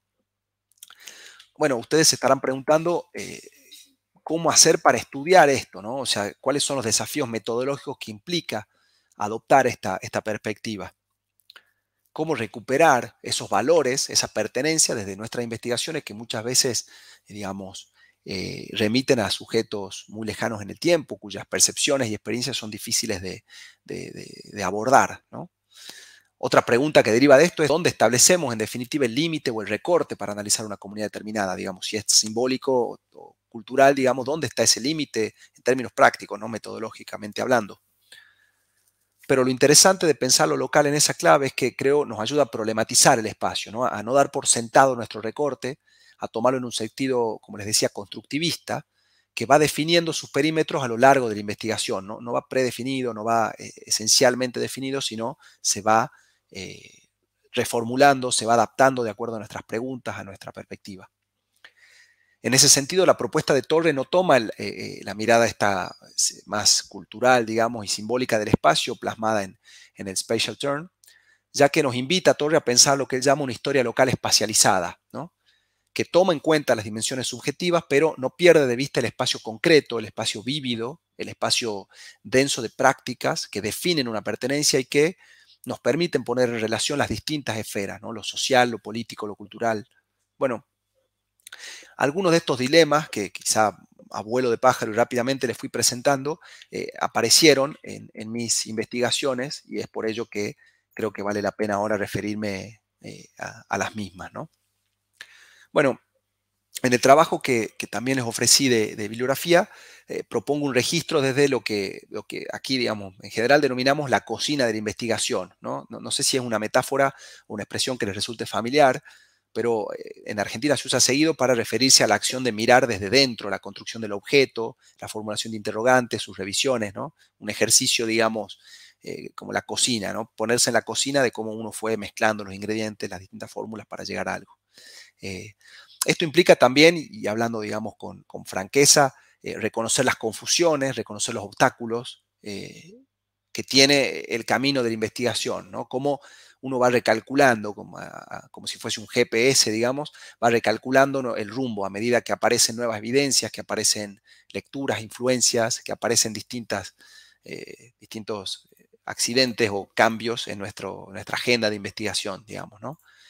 En ese sentido, el trabajo presenta dos momentos, ¿no? El trabajo que les compartí presenta dos momentos que definen sucesivamente cuál fue un poco mi itinerario de investigación en términos de historia local. Primero, bueno, aquí en la diapositiva les quiero presentar brevemente cuál es mi objeto, ¿no? Un poco mi espacio, hablando en términos más apropiados. Son los pueblos azucareros de Tucumán, ¿no? Aquí, bueno, pueden localizar la provincia de Tucumán en el mapa que se ve hacia la izquierda. La provincia de Tucumán en el noroeste de la Argentina. Es la provincia más chica geográficamente y de extensión espacial, es la más chica, pero densamente poblada. Y en el otro mapa uno puede observar la ubicación de los diferentes ingenios azucareros, ¿no? Dos palabras sobre la producción azucarera para que un poco se ubiquen también social y económicamente hablando. Por su propia ubicación, ¿no?, en la región noroeste de la actual Argentina y anteriormente digamos, del Virreinato del Río de la Plata, Tucumán fue un nodo económico importante de la etapa colonial y un punto de conexión entre la región pampeana, atlántica en general, el centro del país, y el espacio alto peruano, que, como les decía con la investigación de Azadurian, es un eje económico muy importante de esta región, ¿no? Ahora, con la consolidación del modelo económico agroexportador en la Argentina, digamos, hacia la segunda mitad del siglo XIX, sobre todo a partir de 1870, los centros urbanos que se van consolidando en esa etapa comienzan a demandar crecientemente distintos productos y entre ellos el azúcar, ¿no?, para consumo del mercado interno. Y es aquí, a partir de la década de 1870, sobre todo, cuando Tucumán, con la llegada del ferrocarril a la provincia de Tucumán, da un salto productivo y conecta a la provincia con los centros de consumo, sobre todo de la región pampeana, Buenos Aires, Rosario, y Tucumán se convierte en el principal productor de azúcar de la Argentina, lugar que mantiene hasta la actualidad, ¿no?, principal productor de azúcar de la Argentina. La actividad azucarera allí definida atraviesa distintos ciclos de auge, de crisis, ¿no? Es una actividad que tiene sus momentos de auge y crisis. Entre estas se destaca la que a fines de la década del 60, sobre todo a partir de 1966, el gobierno nacional decide el cierre compulsivo de 13 ingenios azucareros, que son los que están coloreados, redondeados ahí con esas formas en el mapa, los 3 ingenios azucareros, que destruye un tercio del aparato productivo y que provoca la migración de miles de trabajadores y trabajadoras con sus familias, ¿no? Es un hecho, el del cierre de ingenios, que marca un antes y un después en la historia provincial, no solo para la actividad azucarera, por el impacto que tiene en términos productivos, sino en la estructura política y social de la provincia de Tucumán. Bueno, los pueblos azucareros son las localidades circundantes a los ingenios, ¿no? Digamos, en la mayoría de los casos son localidades que se fundan antes de la inauguración de las fábricas, pero que se expanden y se transforman al calor de la expansión productiva de la industria azucarera. Hay distintos formatos de pueblos azucareros, en general se definen por la centralidad del ingenio y su comunidad laboral, pero tienen zonas circundantes de influencia, las llamadas villas cívicas, digamos, ¿no?, que están pautados por ritmos y lógicas propios, que tienen relación, pero tienen su propia autonomía e independencia de la lógica planteada por el ingenio azucarero, ¿no? Son localidades con una fuerte concentración poblacional. La industria azucarera genera una fuerte demanda de mano de obra, digamos, una fuerte demanda, y la actividad azucarera le otorga un rol importante en la provincia. Esta característica de concentrar población y la centralidad de la actividad azucarera les otorgan a los pueblos azucareros un rol importante en la provincia, ¿no? Por dar un ejemplo, el pueblo azucarero de Bellavista, que aquí, bueno, está muy pequeño en el mapa, quizá no se lo puede ver con claridad. El pueblo azucarero de Bellavista, que el ingenio está aquí donde estoy ubicando el cursor, el pueblo azucarero de Bellavista era en la década de 1940 la cuarta localidad más poblada de la provincia de Tucumán, ¿no? O sea, la expansión demográfica que supone la industria azucarera impacta localmente y les da a estos llamados pueblos azucareros una centralidad relevante en términos no solamente poblacionales, sino también económicos y políticos, ¿no? Bueno, hablando más específicamente de mi pesquisa, de mi investigación, yo empecé a analizar el pueblo de Bellavista en el año 2014, más o menos, Vladimir decía que llevo 10 años con esto, bueno, un poquito menos en realidad, 2014, unos cuantos años menos. Aquí, cuando empecé a analizar el pueblo de Bellavista, las miradas localizadas no habían sido prácticamente ensayadas, digamos, ¿no? La preocupación por lo local no estaba muy presente en la historiografía sobre la producción azucarera de Tucumán, ¿no?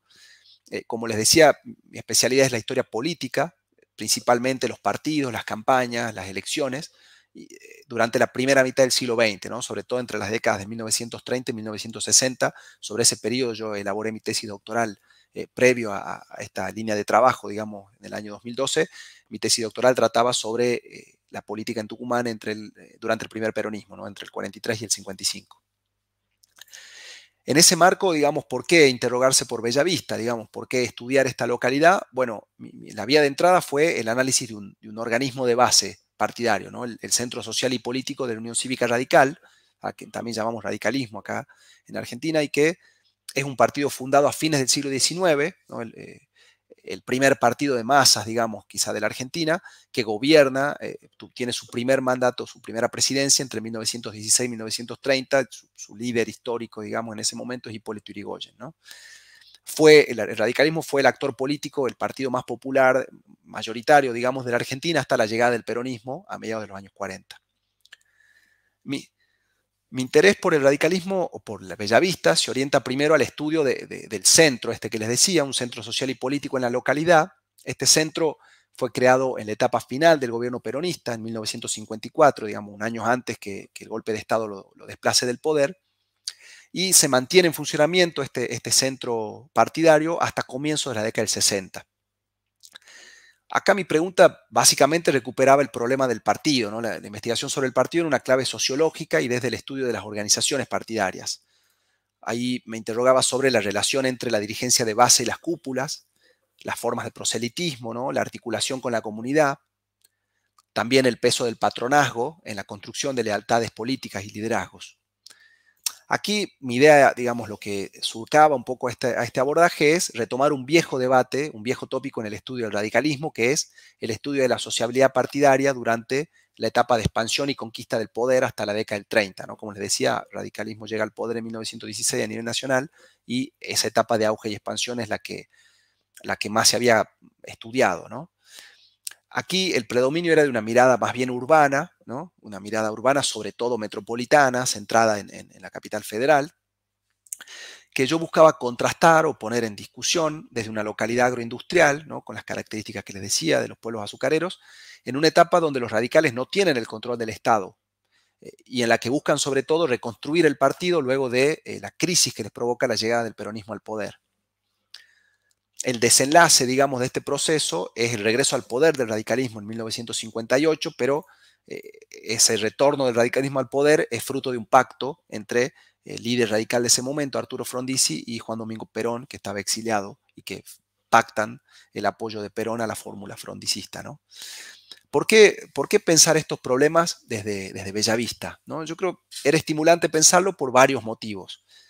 Por un lado, tanto en Bellavista como en otros puntos de espacio azucarero tucumano que les mostraba recién con los ingenios, la llegada del peronismo al poder marca un cambio notable en las lealtades partidarias. Digamos, es un antes y un después, ya que tiene connotaciones muy fuertes, no solo políticas, sino de clase, laborales. Para que se den una idea, Tucumán fue la provincia donde el peronismo tiene el porcentaje de votos más alto del país, de la Argentina, cuando llega al poder en 1946. Y esa popularidad tuvo en los ingenios azucareros un basamento clave, ¿no? En los ingenios azucareros es como el epicentro y el núcleo del poder peronista en el espacio azucarero tucumano. En este sentido, hay un tema que es fundamental de mencionar, que es el proceso de organización sindical masivo que el peronismo lleva a cabo, o el gobierno militar del cual emerge el peronismo lleva a cabo, y que en Tucumán tiene profunda influencia. Lo interesante de esto es que la profunda identificación con el peronismo revierte de alguna manera una marca característica de la política local que se remontaba incluso al origen del desarrollo agroindustrial azucarero, digamos, o a su expansión a finales del siglo XIX. Me refiero a la centralidad de la patronal azucarera en la vida política, ¿no? De los industriales azucareros, de los empleados de los ingenios. es un fenómeno que no era privativo de Bellavista, sino que abarcaba distintos pueblos azucareros, digamos, el liderazgo de los industriales azucareros haciendo política, no solo en el radicalismo, sino también en otros partidos, en el conservadurismo sobre todo, ¿no? Si doy el caso de Bellavista, el dueño del ingenio, o sea, la figura económicamente y socialmente dominante a nivel local, fue a la vez un dirigente de primera línea durante las décadas del 20 y del 30, fue senador nacional, fue presidente del radicalismo provincial hacia mediados de los años 30. Bueno, esta dimensión todavía no aparecía en este primer momento, digamos, de la pesquisa, esto queda más para el segundo momento que ya les voy a referir, pero sí estaba al tanto, digamos, del cambio de lealtades que provoca el peronismo, de cómo el peronismo rompe con una lógica de funcionamiento que venía guiando, digamos, hasta ese momento. Aquí, por entrevistas y contactos también con la comunidad local, ¿no? Sobre todo con un historiador aficionado de la comunidad de Bellavista, que había sido un dirigente radical en la década del 50, con lo cual había sido testigo directo, digamos, de estos sucesos que yo estaba tratando de reconstruir, sabía a partir de esas entrevistas que la alianza entre radicales y peronistas, que como les digo, fructifica en el pacto de 1958, se dio con fuerza en esta localidad, ¿no? Justamente es esta persona, este historiador de Bellavista, que me facilita las actas del Centro Social y Político que estudié en un comienzo, distintas documentaciones que me sirven notablemente para empezar a darle forma a esa investigación localizada. Lo interesante aquí es cómo la expansión del organismo, de este centro radical, no se relaciona con el control del Estado, como tradicionalmente se había planteado, digamos, en los estudios sobre los comités radicales, sino al revés, ¿no? La expansión se da desde fuera del Estado y se da a través de la construcción de acuerdos con la dirigencia peronista local y un impulso de los jóvenes de la localidad, ¿no? De los cuadros jóvenes también hay un recambio generacional, hay otras dimensiones que aparecen aquí. Estos acercamientos culminan en el triunfo de 1958, con lo cual había una paradoja si uno lo compara con la historiografía sobre el periodo clásico, digamos, del radicalismo y su expansión, y es que el acceso al poder y el control del Estado debilitan el centro, aunque empoderan a algunos dirigentes individualmente, ¿no? De este primer momento, y para cerrar, aquí podríamos percibir, retomando la distinción que hace Torre entre micro y local, que en realidad mi propuesta era más poner a prueba en un nivel micro conclusiones extraídas de niveles macro, ¿no? Región pampeana o la capital federal o las esferas nacionales del radicalismo. Yo no me estaba preguntando tanto por la localidad, sino por un centro radical, un comité radical que se funda en esa localidad y cómo se relaciona con el partido, con las autoridades, con la forma de hacer política. Era más un trabajo micro que uno local, digamos, ¿no?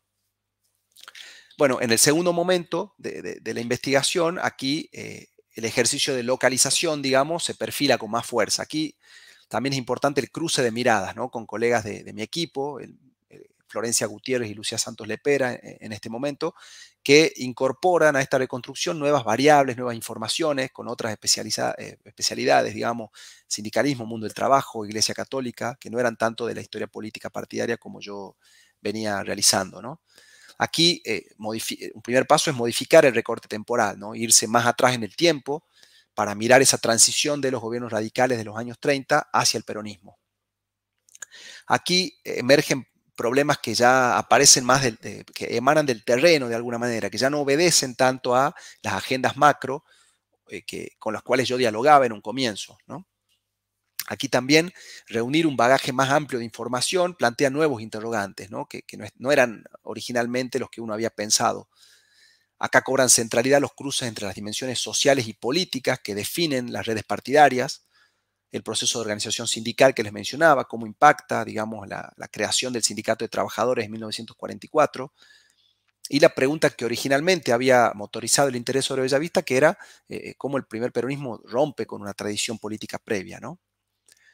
En ese sentido, reconocer el liderazgo político a nivel local suponía recuperar redes partidarias, pensar cómo en las campañas electorales los actores locales formaban parte de la vida política, liderados por el dueño del ingenio, ¿no? Que como les decía era un dirigente clave del radicalismo en los años 30. Colaboradores estrechos, empleados, trabajadores, arrendatarios de tierras, distintos actores locales movilizaban y se involucraban en la política a partir de distintas formas y mecanismos, ¿no? En un punto, hasta que el peronismo llega al poder, se podría decir que los dueños de ingenios, y en particular el del ingenio Bellavista, eran profetas en su tierra, ¿no? las opciones políticas y las alianzas que establecían influían fuertemente en las elecciones, lo cual también permitía pensar esa lógica desde otros conceptos que aparecían aquí, el paternalismo empresarial, el clientelismo, ¿no? Otros conceptos que permitían vislumbrar cuál era el funcionamiento de esa construcción de lealtades políticas. Lo interesante aquí es cómo el impacto de la transición al peronismo se irradia, digamos, impacta sobre distintas esferas de la vida política local, ¿no? Aquí aparecen distintos fenómenos que le dan a la mirada una impronta más social. Ya no es tanto una historia política, sino una historia social de la política, podría decirse, ¿no? Y aquí también hay otro elemento que es repensar los límites territoriales, ¿no? La espacialidad de la que les hablaba recién. Como les decía al comienzo, mi delimitación era el circuito, que, bueno, de acuerdo a la organización política de la Argentina en ese momento, era la unidad electoral más pequeña, y esto debía ser repensado de alguna manera, ¿no? Aquí la pregunta por el paternalismo empresarial también suponía una reflexión más sistemática sobre los valores, las prácticas, las identificaciones, ¿no? Las experiencias y los sentidos que los propios actores otorgan al espacio, o otorgaban al espacio en todo caso, con lo cual lo local ya no es un escenario, sino un elemento vital en la construcción de la interpretación, ¿no? Esta apuesta por pensar lo político en relación con lo social, salirme de la idea del circuito como circunscripción administrativa, digamos, recorte espacial, eh, no solo permitió mirar otros problemas, esto que les digo, la cuestión sindical, digamos, las redes partidarias en un sentido más global, sino que también es un punto de partida para avanzar en el tiempo, incorporando otros procesos con implicancias locales, ¿no? Este texto que les compartí fue publicado en el 2019, pero desde entonces seguía avanzando junto a otras colegas de mi grupo de trabajo, María Celia Bravo, por ejemplo, donde avanzamos en una mirada localizada sobre otros momentos de la vida de esta localidad. Actualmente estamos analizando con María Celia cómo Bellavista fue un epicentro de la resistencia al proceso de cierre de ingenios que les mencionaba recién, porque, digamos, en Bellavista se nuclea y se configura una resistencia muy potente que genera muchas preguntas, ¿no? ¿Cuáles son las raíces históricas de ese fenómeno? Porque uno observa que a través de protestas y movilizaciones, estamos hablando a fines de los 60, ¿no? Un periodo de resistencias populares, bueno, en la Argentina, en el mundo entero, digamos, ¿no? El cordobazo es el más conocido en la Argentina, tenemos ejemplos a lo largo del mundo, el Mayo francés, entre tantos otros. En ese contexto de ebullición social a nivel internacional, esta comunidad local resiste al cierre de la fábrica por propias trayectorias, por características locales, y el ingenio sigue funcionando hasta el día de hoy. Es la única comunidad que se organiza, que enfrenta, no es la única que se organiza, es la única que logra mantener al ingenio abierto. Las otras comunidades de ingenios que se habían cerrado no logran, a través de protestas y conflictos, mantenerlo abierto como si Bellavista. A la vez, y con esto ya cierro, la última dictadura militar tiene en Bellavista implicancias muy, muy importantes. Bueno, la última dictadura militar en la Argentina fue la más sangrienta de la historia argentina, ¿no? Transcurre entre el año 76 y el 83. Y Bellavista es interesante porque es un escenario importante de la represión, incluso el ingenio es apuntado como centro clandestino de detención, ¿no? de prisioneros, de presos, eh, en este contexto tan dramático y represivo de la historia argentina. Esto naturalmente abre distintas líneas para seguir pensando a futuro en una clave localizada que cruce, ¿no? las dimensiones políticas, sociales y culturales de este espacio local bellavisteño. Bueno, como cierre, y ya para terminar, para no extenderme más en el tiempo, brevemente, mencionar algunos rumbos posibles que creo, en mi opinión, digamos, presenta la práctica de la historia local en la Argentina y que quizá pueden servir para pensar en otros espacios, ¿no? En primer lugar, creo que es necesario seguir reflexionando sobre el propio campo, ¿no? Reconocer cuáles son sus perímetros, cuáles son sus filiaciones, sus diálogos, desligándolo de alguna manera o en todo caso revisando esa idea que implica mirarlo como un subcampo de la historia regional, ¿no? Creo que ese es un primer paso que puede ser valioso en ese sentido. También creo que una clave es mantener los diálogos con los interrogantes macro sin perder de vista la especificidad, ¿no? Sin, digamos, pongo entre comillas, domesticar nuestros estudios a conceptos ni tampoco apilar casos, digamos, ¿no? Sino emprender investigaciones localizadas que sean sensibles a una forma de entender el pasado, ¿no? A la capacidad de agencia de los sujetos, a los cruces entre lo social y lo político, a lo cultural, una mirada que sea sensible a las experiencias y a la acción humana como objeto en general, ¿no? En ese sentido es gráfica la historia la metáfora de Walter Benjamin, que dice cómo debemos peinar la historia a contrapelo, ¿no? Observar sujetos invisibilizados. Bueno, creo que es un horizonte deseable para la historia local.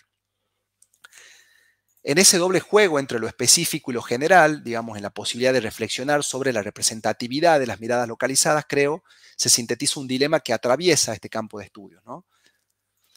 Y esto habilita otros interrogantes, y los menciono brevemente antes de cerrar, digamos. Sí, por un lado, quizá existe una tendencia a afiliar las miradas locales en discusiones historiográficas sobre otros niveles. En esta operación de filiar lo local en discusiones sobre otros niveles o espacios, quizá exista un reconocimiento tácito, digamos, ¿no? De que la relevancia o la validez de nuestros estudios derivan de su capacidad de dialogar con aquellas, ¿no? Es decir, olvidando quizá que lo específico también es relevante o también vale la pena tomarlo en cuenta.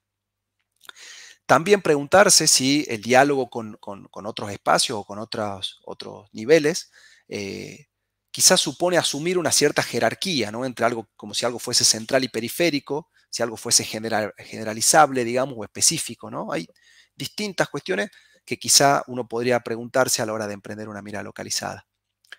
Por otra parte, y ya con esto cierro, recuperar lo específico no supone, digamos, recuperar lo específico no es plantear la unicidad de lo local, ¿no? Renunciar a la construcción de miradas comparativas o conectadas, ¿no? En ese sentido, hay contrapuntos muy interesantes en la historiografía europea sobre la relación entre historia local y global, por ejemplo. Yo creo que puede ser sugerente la posibilidad de pensar una historia local conectada, ¿no? Es una dirección posible, creo. Si uno ensaya miradas comparativas o recupera metodologías de la historia conectada, esto supone en primera instancia reconocer que lo local siempre es producto de contactos más amplios, ¿no? En términos de la geógrafa inglesa Doreen Massey, en lo local confluyen trayectorias, experiencias y tramas que se construyen por fuera de sus fronteras, ¿no? En una escala que va desde lo global hasta lo regional o lo nacional. O sea, lo local siempre es producto de otras tramas. Y menciono, por ejemplo, perspectivas recientes en la historiografía europea y estadounidense, tales como las de Christian De Vito o Francesca Trivellato. Otra más sería la de Anne Gerritsen, que son representativas de las posibilidades que abre una historia local conectada. En términos de Christian De Vito, la microhistoria translocal, que esa es su propuesta, digamos, historiográfica, entiende los procesos históricos como prácticas sociales localizadas y conectadas a lo largo del tiempo, ¿no? Aquí De Vito enfatiza la relación dialéctica entre especificidad y conectividad, donde cada espacio tiene un estatus de excepcional normal, ¿no? Tomando el concepto que les debe sonar del historiador italiano Eduardo Grendi, justamente, ¿no? Con lo cual en un espacio se combinan, por un lado, configuraciones singulares y específicas que uno debe reconocer, pero sin soslayar que cada lugar es una zona de contacto entre redes sociales y conexiones múltiples, ¿no? Este punto de vista se plasma en las investigaciones que les mencionaba, de Trivellato, de Gerritsen y del propio De Vito, sobre procesos globales, ¿no? Como ser la diáspora judía, estudiada por Trivellato, la producción de mercancías en la China imperial, en la obra de Gerritsen, o la esclavitud como fenómeno global que Christian De Vito analiza en su obra, ¿no? Son temas en apariencia lejanos, exóticos, pero que creo que es una perspectiva que no debería descartarse a la hora de pensar otros tópicos, ¿no? Si tomamos como ejemplo el estudio de los partidos y la política, algunos interrogantes de la historia conectada pueden ponerse en juego, como por ejemplo la circulación de saberes, las prácticas e ideas, las relaciones transnacionales. Por ejemplo, ¿no? un rasgo característico de las campañas electorales desde fines del siglo XIX fue el peregrinaje de dirigentes por el mapa del territorio nacional o provincial, ¿no? Estas visitas a las localidades implicaban desplegar acciones proselitistas, actos, visitas, etcétera, con un tránsito pautado por los tiempos electorales, pero que ponía en juego redes de relaciones, cuya vitalidad no solo habla de las proyecciones de los líderes locales que recibían a estos dirigentes de otras escalas, digamos, sino que también modelaba experiencias de los simpatizantes que asistían a esos actos, que conocían a estos dirigentes, entraban en contacto bajo formas múltiples y diversas con estos forasteros, digamos, que llegaban a sus localidades a hacer campaña, ¿no? Bueno, creo que en estos debates brevemente mencionados se sintetizan algunos de los rumbos posibles de las investigaciones en clave local. Muchas gracias por su atención y termino entonces con mi presentación.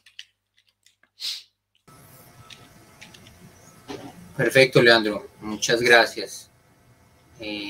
Muy interesante. Yo leí los textos que nos facilitaste pues, como semillero, igual que antes, ahí disponibles para los miembros. Pero te agradezco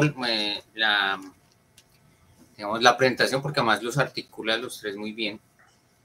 Y creo que además, bueno, las ventajas también de este tipo de encuentro virtual que va a quedar luego disponible, pues que nos va a permitir de pronto hacer luego algunas reflexiones también internas. Ojalá pues te podamos invitar en otra de esos momentos. Pero yo quisiera resaltar, antes ya tenemos dos preguntas digamos, de los asistentes, pero yo quería como mirar, ¿no? Resaltar varias cosas. Uno, pues la oportunidad de conocer con más detalle, ¿no? Parte de la historia de Argentina. Yo insisto mucho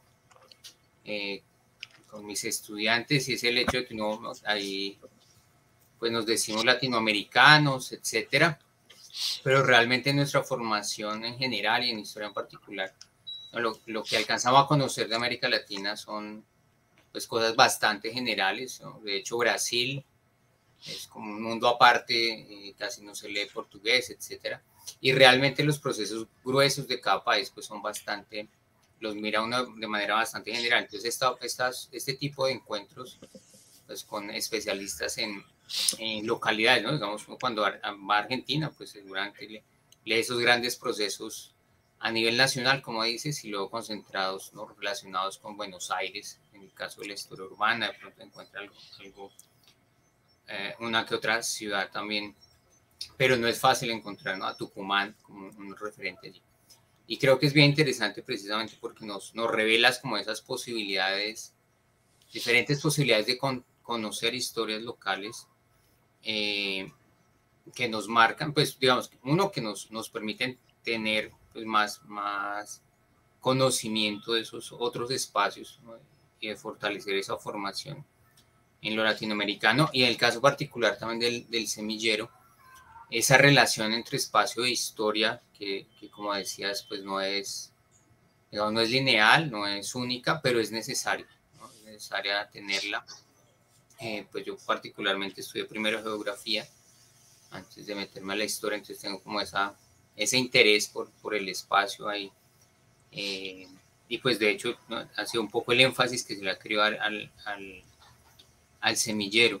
Entonces esa relación entre historia y espacio creo que es bien interesante, que nos guías desde lo regional, pasando a lo local, pero además con las reflexiones no solo genéricas, sino también teóricas, metodológicas y digamos empíricas. Como que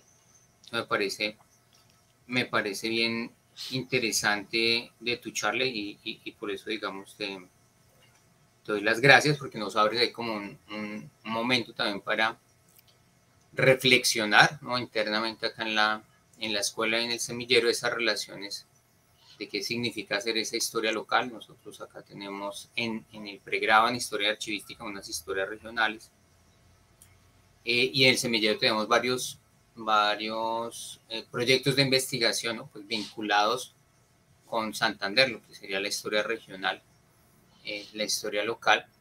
Y yo diría que se conoce cada vez más como el Santander y Bucaramanga, la área metropolitana o los barrios, etcétera.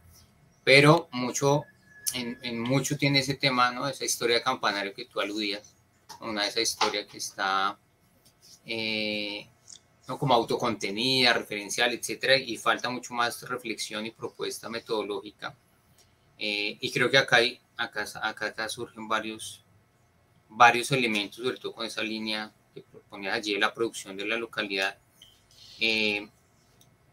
Acá tenemos algunas preguntas que ya vamos a ir para allá, pero yo te quería preguntar específicamente si te das en estas reflexiones con tu equipo de trabajo, si han incluido, ¿no?, reflexiones desde la geografía latinoamericana, particularmente, ¿no?, la escuela brasilera, digamos, Milton Santos, en Argentina con María Laura Silveira. Bueno, fue una relación de personas que me conozco, ¿no?, en esa reflexión sobre el espacio y esa relación con la historia, diría por ahí.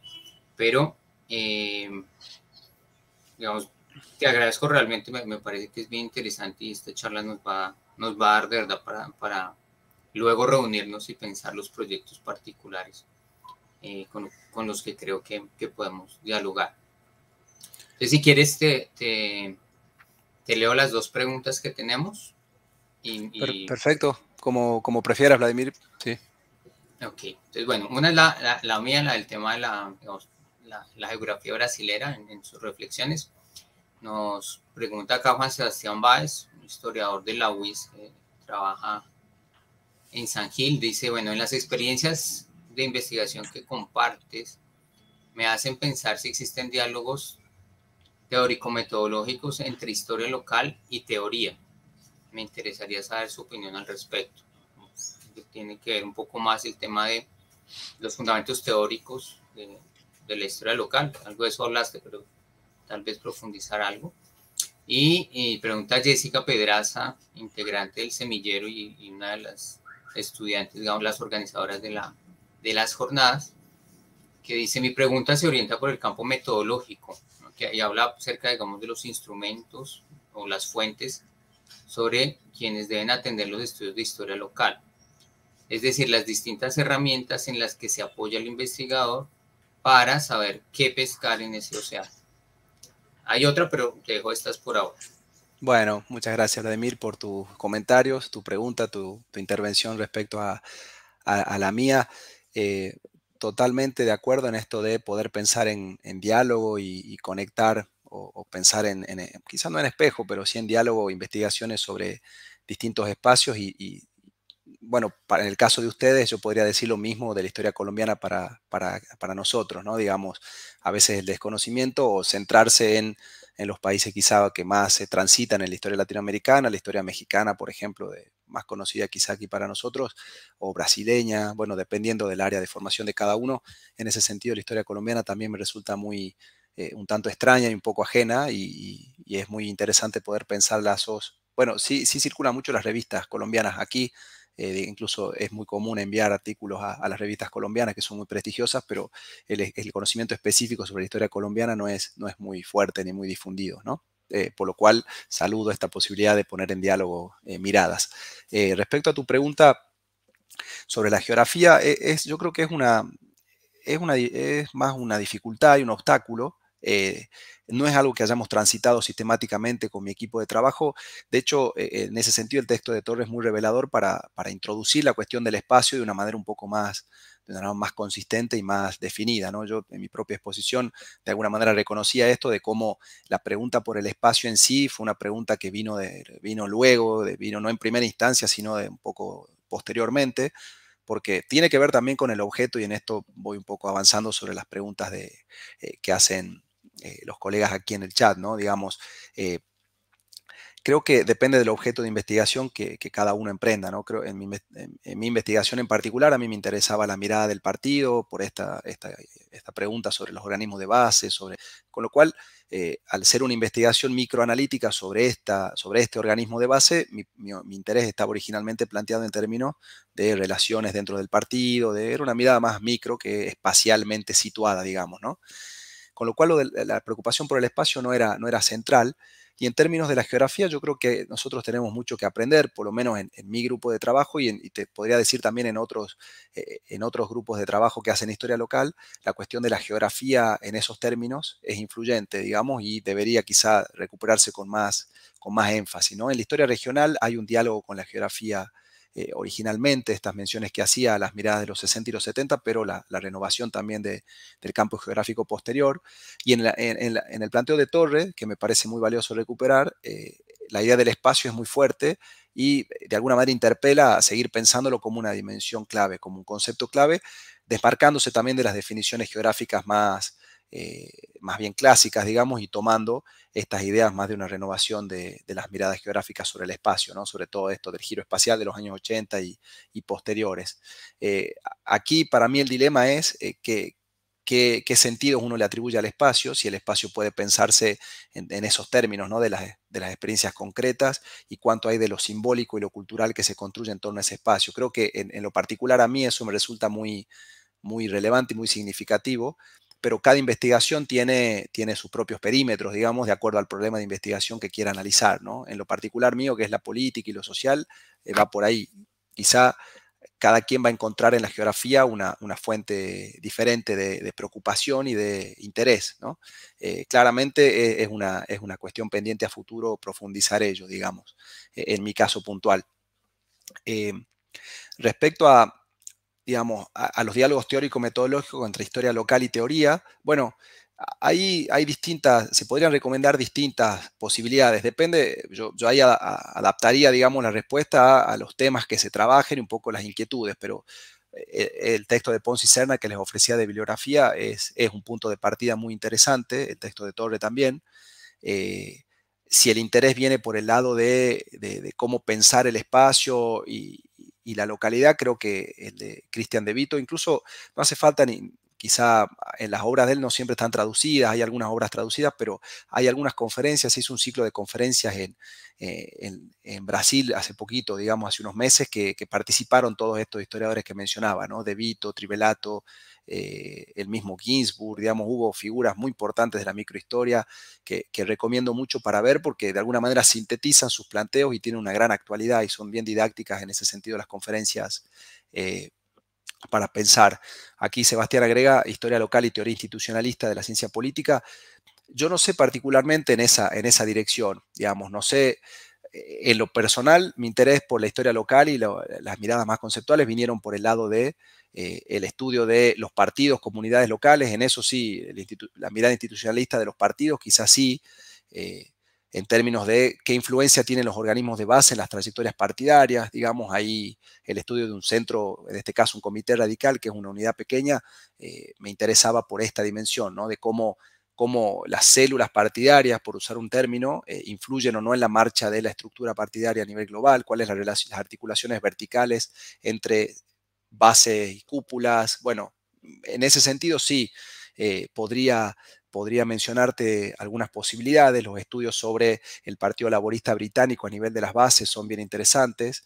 En términos por ejemplo, de conceptualizaciones más de la organización partidaria, hay un autor que se llama Samuel Eldersveld, que es bien interesante para pensar cómo el partido se ancla territorialmente, digamos. Se me ocurre ahora, estoy pensando un poco en voz alta cuáles son las posibilidades que podrían aparecer para una teoría que desde la ciencia política institucionalista permita pensar la historia local. Son cruces no muy fáciles de establecer en realidad, son bastante complicados de establecer porque una mirada desde las organizaciones no es muy receptiva a la idea del territorio, del espacio, no necesariamente, ¿no?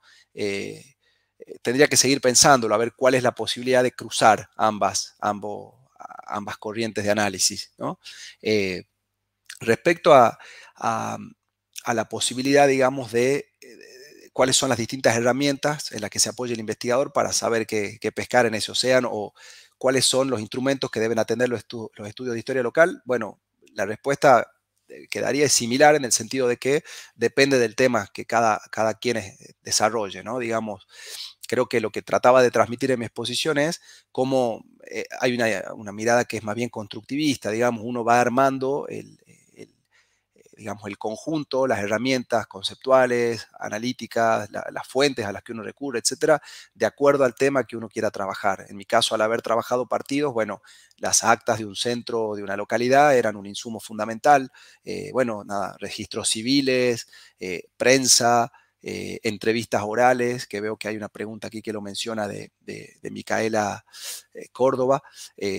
Son fuentes fundamentales, pero todo depende de cuál es el objeto que uno quiera trabajar, digamos, ¿no? O sea, los estudios para quienes hacen historia de la iglesia, por ejemplo, todo lo que es la documentación parroquial, digamos, o todo lo que es la documentación de censos, bueno, es un universo múltiple y diverso, digamos. Yo no te podría dar una respuesta Jessica, respecto a cuáles son los instrumentos que uno debería tomar o los conceptos o las fuentes. En realidad, todo eso depende de qué es lo que uno quiera analizar, pero sí, sí hay algo hay una imagen que es muy gráfica en el texto de Torre también, que habla de cómo hacer historia localizada, él dice algo así como el fatigante recorrido analítico en torno a archivos, fuentes de distinto tipo, ¿no? O sea, si yo te cuento de mi experiencia personal, la historia local también supone buscar bajo registros no convencionales, digamos, ¿no? Registros múltiples. En la entrevista, siempre a quien alguien le hace una entrevista, guardó cosas, hay documentos, hay objetos. En el caso de Mirta Lobato, por ejemplo, el estudio que ella hace de Berisso utilizó una estrategia de investigación bien interesante, que era reunir a vecinos de la localidad y pedirles que lleven objetos de su propiedad, objetos que les rememoraban, digamos, esa presencia en el frigorífico, esa participación, y usarlos como disparadores para contar, para rememorar, o trabajar otra dimensión que es interesante y que aparece en Lobato, la materialidad de esos objetos localmente hablando, ¿no? Como, por ejemplo, en el caso del frigorífico, una pieza de una máquina, un carnet de pertenencia a un sindicato. A partir de esos objetos se pueden construir también interpretaciones o lecturas sobre cómo esa comunidad se piensa a sí misma, ¿no? En ese sentido, me tomo la atribución, Vladimir, si te parece, de la pregunta de Micaela, ya que va conectada. La tradición oral es importantísima para la historia local. Naturalmente bueno, vuelvo al mismo argumento.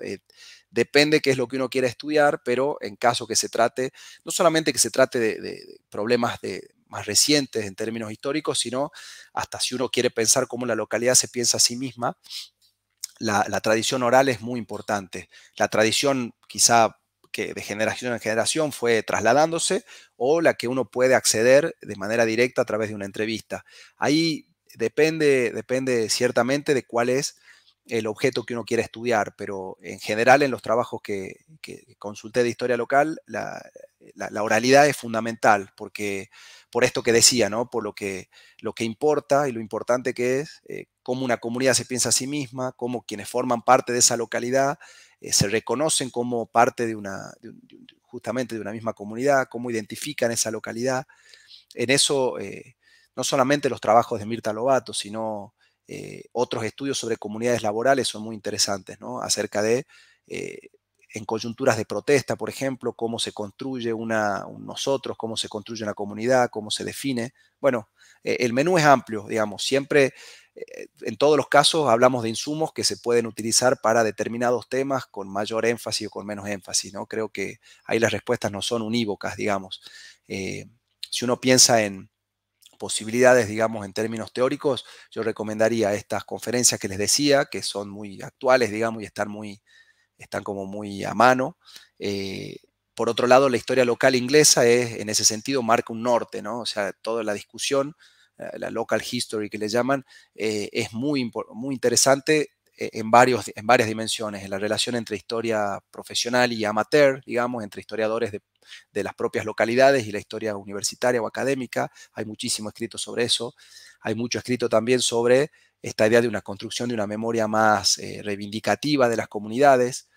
También cómo desde la academia abordar esos estudios localizados. Digo, si uno tiene que pensar en una referencia, es la historia local inglesa como la más desarrollada en términos conceptuales y teóricos, pero creo que acá todo depende de qué es lo que uno quiera analizar, cuál es dentro de esa localidad, qué es lo que uno quiere estudiar, porque volviendo a la idea que planteaba al final, de no olvidarse las agendas más globales, digamos, no se trata de estudiar la localidad en sí únicamente, sino problemas historiográficos más generales que la localidad nos pueda servir para explicar o proponer, ¿no? Digamos, creo que ahí está la clave.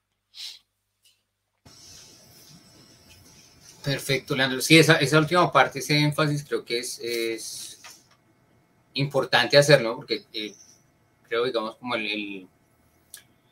lo que nos has mostrado acá es como digamos, la historia local como otra vía para, digamos, cuestionar, no tanto para negarlo, sino para enriquecer esa idea, ¿no? Digamos, lo que se llamaría el estadocentrismo de la historiografía, ¿no? El dar por sentado las unidades político-administrativas, ¿no? como los espacios sobre los que se hace historia, muchas veces porque los archivos dependen de esas unidades, ¿no? De la municipalidad, de otras cosas. y digamos que los historiadores a veces no reflexionamos sobre eso, ¿no?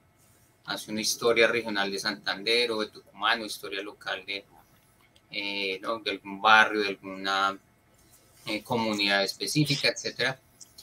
Y digamos que lleva uno una idea naturalizada del espacio, y acá pues la invitación es a mirar pues cómo es necesario reflexionar sobre eso, ¿no? Puede ser que uno siga tomando esa unidad, ¿no? Político-administrativa, porque pues finalmente tal vez, ¿no? Las fuentes dan para eso, no permite ir para otro lado, pero cuestionarla, ¿no? Y estar pendientes de eso, como llamarles la atención a los historiadores de hacer esa, digamos, necesaria reflexión sobre el espacio, pues casi que a veces se va a aprovechar ese que llamabas el special term, que ya bueno, pues está como cambiando en muchos sentidos, pero que llama, ¿no? Que nos llama a nosotros como teóricos sociales a precisamente a eso, ¿no? Como a enriquecer nuestros análisis desde ahí. Entonces me parece y entonces creo que por ahí va y esa idea que nos cuentas como en tu experiencia, ¿no? Que empiezas a pensar tu historia más desde esa historia tradicional, ¿no? Desde lo político, y ya cuando se enriquece también la mirada con el equipo de trabajo, ¿no? Sale esta otra nueva dimensión, esa nueva mirada de lo local. Eso me parece también interesante, como digamos, se desborda y también es como esa, digamos, lo local también como punto de convergencia de diferentes miradas, ¿no? Desde, ¿no? La historia política, la económica, o sea, como un elemento también de convergencia y de construcción de eso que uno llamaría como, no sé, la interdisciplina, o bueno, en este caso que es más bien como los diferentes campos de la historia. Entonces, en esa medida parece que es muy interesante para luego eh, profundizar pues luego en ese tipo de, de reflexiones. Te quería preguntar un poco más por este grupo que nos mencionabas de las conferencias de Vito, es el de Brasil. Sí. Él está, tú lo citaste, pero esas conferencias fueron en algún instituto o algo. Sí, sí, no recuerdo bien, creo que es la Universidad Federal de Río de Janeiro, Minas Gerais, no recuerdo cuál, pero ahora mismo la busco y les paso el link para compartirle. Fue un ciclo de charlas que se hicieron en una universidad brasileña que no quiero decir exactamente cuál porque no lo recuerdo con exactitud, pero están Bueno, disponibles en YouTube y son bien interesantes. En el caso de Vito, por ejemplo, está, de Angelo Torre, por ejemplo, es en italiano, pero está subtitulada, está traducida al portugués en simultáneo. Hay un grupo muy potente en Brasil de estudios de historia, de microhistoria y de historia local. Ahora mismo busco bien el link para pasarles, así las comparto. En ese sentido, de lo que planteas, Vladimir, acerca de las fuentes administrativas o no, este mismo concepto de pueblo azucarero, en el caso de nuestro equipo de trabajo, estas colegas que mencionaba, ¿no? Y otro colega, Ignacio Sánchez, que también trabajó la noción misma de pueblo azucarero, es interesante porque uno encontraba que uno definía como tal esas localidades, pero si uno empieza a hacer una genealogía y explorar el mismo concepto de pueblo azucarero, encuentra que no es como ellos se definen a sí mismos, no como se entienden ellos, sino que es un concepto que proviene de la arquitectura en la década del 80, con estudios que le asignan esa categoría, pero que si uno busca en las fuentes, por ejemplo, en las fuentes del registro civil o todo, no se definen como tales, incluso piensan esa unidad que se pensaba como homogénea, aparece la villa y el ingenio como dos escenarios o dos espacios diferentes, ¿no? Esto fue estudiado por estos colegas que decían. Entonces, cómo a veces las fuentes administrativas o los propios conceptos, como el caso del pueblo azucarero, nos van delimitando y nos van marcando y nos van un poco definiendo, no solamente posibilidades de análisis, sino hasta un recorte, no solamente como fuente, sino influyendo en nuestra propia percepción del objeto, ¿no? Digo, en ese sentido, la idea de incorporar cómo se percibe a sí mismo una comunidad o un sujeto, actores que localmente despliegan sus acciones, digamos, es bien sugerente y bien interesante, tal cual. No circunscribirse esa idea, que es de alguna manera la más cómoda, la más accesible, que es potente para el caso de un estudio de partidos, de un circuito, porque los votos pero no circunscribirse a ella, ¿no? Ir un poco más allá en ese sentido, incorporando las dimensiones más simbólicas e identitarias, digamos, ¿no? Sí, absolutamente. Por acá nos llegó una pregunta, ya yo creo que vamos cerrando, de Edna, también miembro del semillero. Acá estaba por el YouTube, que es la misma, similar, acá. Dice, bueno, noto que distingue lo local de lo regional.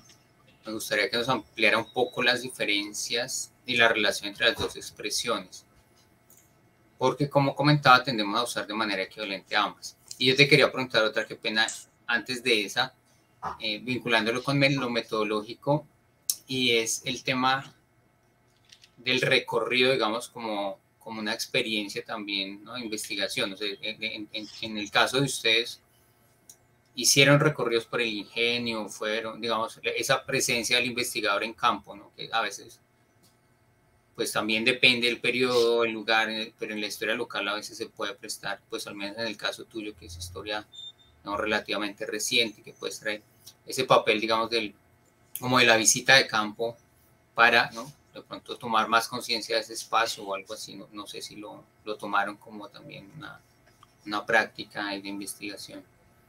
Bien, respecto a la primera pregunta, la distinción entre local y regional, creo que no sé, no conozco qué sucede en otros ámbitos, digamos, en otros países, ¿no? Colombia, por ejemplo, México.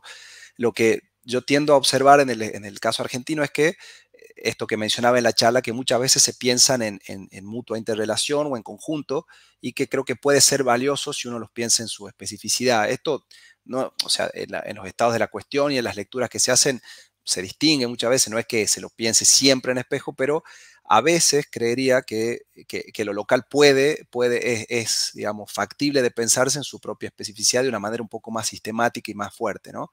Y distinciones, bueno, hay muchos puntos en común. Yo mencionaba la reacción al centralismo historiográfico, digamos, a esta relectura de las historias nacionales, entre comillas, es naturalmente un punto en común, pero los diálogos son diferentes, ¿no? La historia regional tiene, como decía, por lo menos en el caso argentino, que es quizá el que conozco un poco más, tiene una impronta más bien social y económica, tiene un momento de auge y de expansión, tiene ciertas coordenadas y características, y los diálogos que tiene la historia local son diferentes, son más con la microhistoria, más con otras tradiciones de análisis, digamos.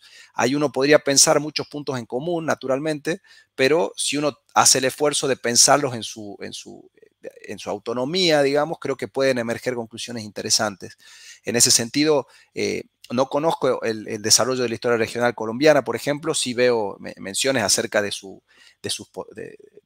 posibilidades o de su despliegue así muy generales, como mencionándolas, enumerando México, bueno, artículos leídos en algunas revistas colombianas, pero por lo menos en el caso argentino se observa ello, digamos, de que es muy potente la historia regional, sobre todo en la década del 80, y que la historia local es un poco más reciente, y la posibilidad de pensarla en su autonomía y en sus diálogos creo que es un horizonte a futuro, digamos. Yo creo que son recortes diferentes, no solamente espaciales, que sería lo más obvio, digamos, lo que se desprende de su propia definición, sino que son diálogos diferentes los que tienen, son posibilidades de análisis diferentes, son en definitiva preguntas. Lo local tiene esa posibilidad de pensar una comunidad, de pensar unas redes, unos lazos, que en lo regional también está. Uno también podría pensar cómo se representa una región o cómo se siente parte de una región, un colectivo, que no se trata solo de extensión espacial, sino de cómo definimos una región, cómo definimos una localidad. Bueno, ahí en ese ejercicio creo que hay posibilidades diferentes y divergentes, ¿no? No es solo, como digo, un recorte más chico, más grande, sino una comunidad, un colectivo, cómo percibe su espacio, cómo percibe su pertenencia. Creo que ahí hay una clave para pensar.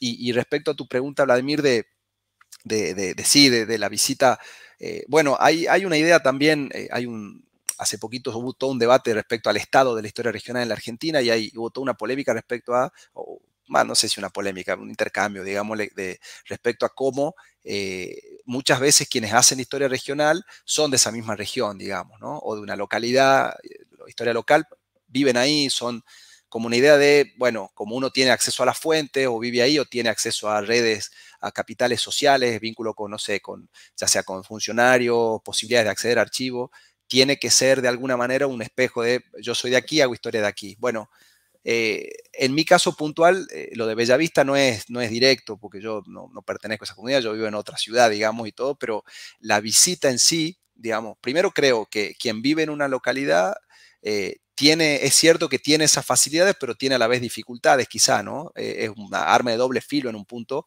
las posibilidades que abre o los límites que plantea pertenecer a esa comunidad o esa localidad. Sobre todo por esto que digo, a veces uno juega con memorias locales, con temas a veces que son delicados, ¿no? Hablaban de tradiciones orales, bueno, si uno se pone a estudiar temas sensibles o delicados, ahí pueden emerger algunas dificultades o problemas, ¿no? O tocar puntos sensibles, digamos. Ahora, en mi caso puntual, esa visita o de nuestro equipo de trabajo, la visita a la localidad a uno naturalmente que es parte del trayecto y sí es muy recomendable en el caso en el equipo de trabajo de ustedes, si estudian localidades en las cuales no residen, es un ejercicio fundamental. Digamos, en el libro de Lobato que mencionaba hay toda una reconstrucción, incluso hasta ella misma de su propia experiencia transitando por esa localidad, cuando llega, qué siente, cómo lo observa, porque ella tampoco es de esa localidad, pero entabla una relación muy estrecha. De hecho, ella participa en la construcción, no en la construcción, en la puesta en marcha del museo local, digamos, tiene un compromiso con esa comunidad que no deviene de una pertenencia de ella a esa comunidad, sino de su propio objeto, de cómo ella fue construyendo y relacionándose con esa comunidad a través de entrevistas, de visitas. Naturalmente, cuando uno hace sobre todo historia de localidades que siguen existiendo y que tienen entidad, porque también podría estudiar una localidad el caso de Torre, que estudia la edad moderna, digo, localidades que ya no se pueden reconocer casi como tales, todo esto que vos mencionas, ¿no? Reconocer ese espacio, visitarlo, un poco eso, como decía Torre, el fatigante recorrido entre archivos, entre casas, golpear puertas, conseguir entrevistas, bueno, nada, tiene una cosa bien detectivesca, digamos, como la microhistoria que a quien le gusta es algo bien atractivo, ¿no? Esa cosa de andar rastreando y buscando materiales por debajo de las piedras, digamos, bueno, es una parte del oficio del historiador que creo a alguna gente le resulta atractiva, ¿no? Esta cosa más detectivesca, digamos. Y en eso la visita a la localidad naturalmente es un punto fundamental, que lo conozcan, que aparte ganarse de alguna manera la confianza de quien puede ser un interlocutor, una entrevista o alguien que le brinde materiales, que le brinde documentos. Bueno, hay todo un proceso. Me pasó a mí, por ejemplo, en esta localidad de conocer una persona que, en el caso particular esta era Lucía Santos Lepera, que trabaja historia de la iglesia, conoce un vecino que tenía unos documentos y unos materiales propios de esta localidad y que nunca consiguió que se los muestre, digamos, porque quizá esta persona no quería o lo que sea. Bueno, en ese tránsito, como en cualquier archivo, digo, en cualquier tipo de investigación, es clave la cuestión, las relaciones que uno puede establecer o de alguna manera ganarse la confianza, que no depende solo de uno, sino del interlocutor, naturalmente. Pero es una parte clave de nuestro trabajo esa, totalmente. Conseguir cosas, ver cómo hacer y no siempre, y en los archivos oficiales siempre está limitado, ¿no? Siempre hay por fuera de los archivos oficiales un montón de materiales que uno no, a primera vista no encuentra, ¿no? Y a veces y generalmente son los más jugosos, digamos. Muy bien. Perfecto, Leandro. Muchísimas gracias. Bueno, ahí podría uno seguir charlando, pero también pues toca también la parte virtual pues, tiene sus ventajas, sus limitaciones. Pero no, te agradecemos, te agradezco en nombre de todo el equipo de Geohistorias, pues también por la plataforma que estamos usando hoy, no, hay menos interacción pues directa, pero que sé que están ahí y seguramente ahí seguiremos contactándonos, porque sí creo que en esta parte metodológica, insistiendo, digamos, hay mucho lo que podemos aprender y contribuir entre, pues, de lado y lado, y pues más que acá estamos con la Asociación Colombiana de Historiadores, ¿no? Ojalá nos vean desde otras ciudades. Ya entonces, pues vamos cerrando la sesión de hoy. Le doy las gracias a todos los asistentes. Les recuerdo también, ¿no?, que esto es parte del Semillero Geohistorias, la Red Colombiana de Historia Urbana, que no lo había mencionado, con quienes estamos organizando el dossier de historias urbanas de ciudades de América Latina para el anuario. Cerramos en 15 días la recepción de artículos. Entonces, pues ojalá de acá salgan muchos interesados, propuestas, etcétera, también para eso, para esa iniciativa. Muchísimas gracias. Entonces, un gran abrazo acá desde Bucaramanga, allá a Tucumán. Bueno, ojalá en algún momento el encuentro sea también presencial. Cómo no, Vladimir, muchas gracias por la invitación a los y las colegas del semillero, a Sofía por la invitación y a todo el equipo de trabajo y a la Asociación Colombiana de Historiadores, naturalmente, por ofrecernos el espacio para difundir la actividad. Perfecto, gracias.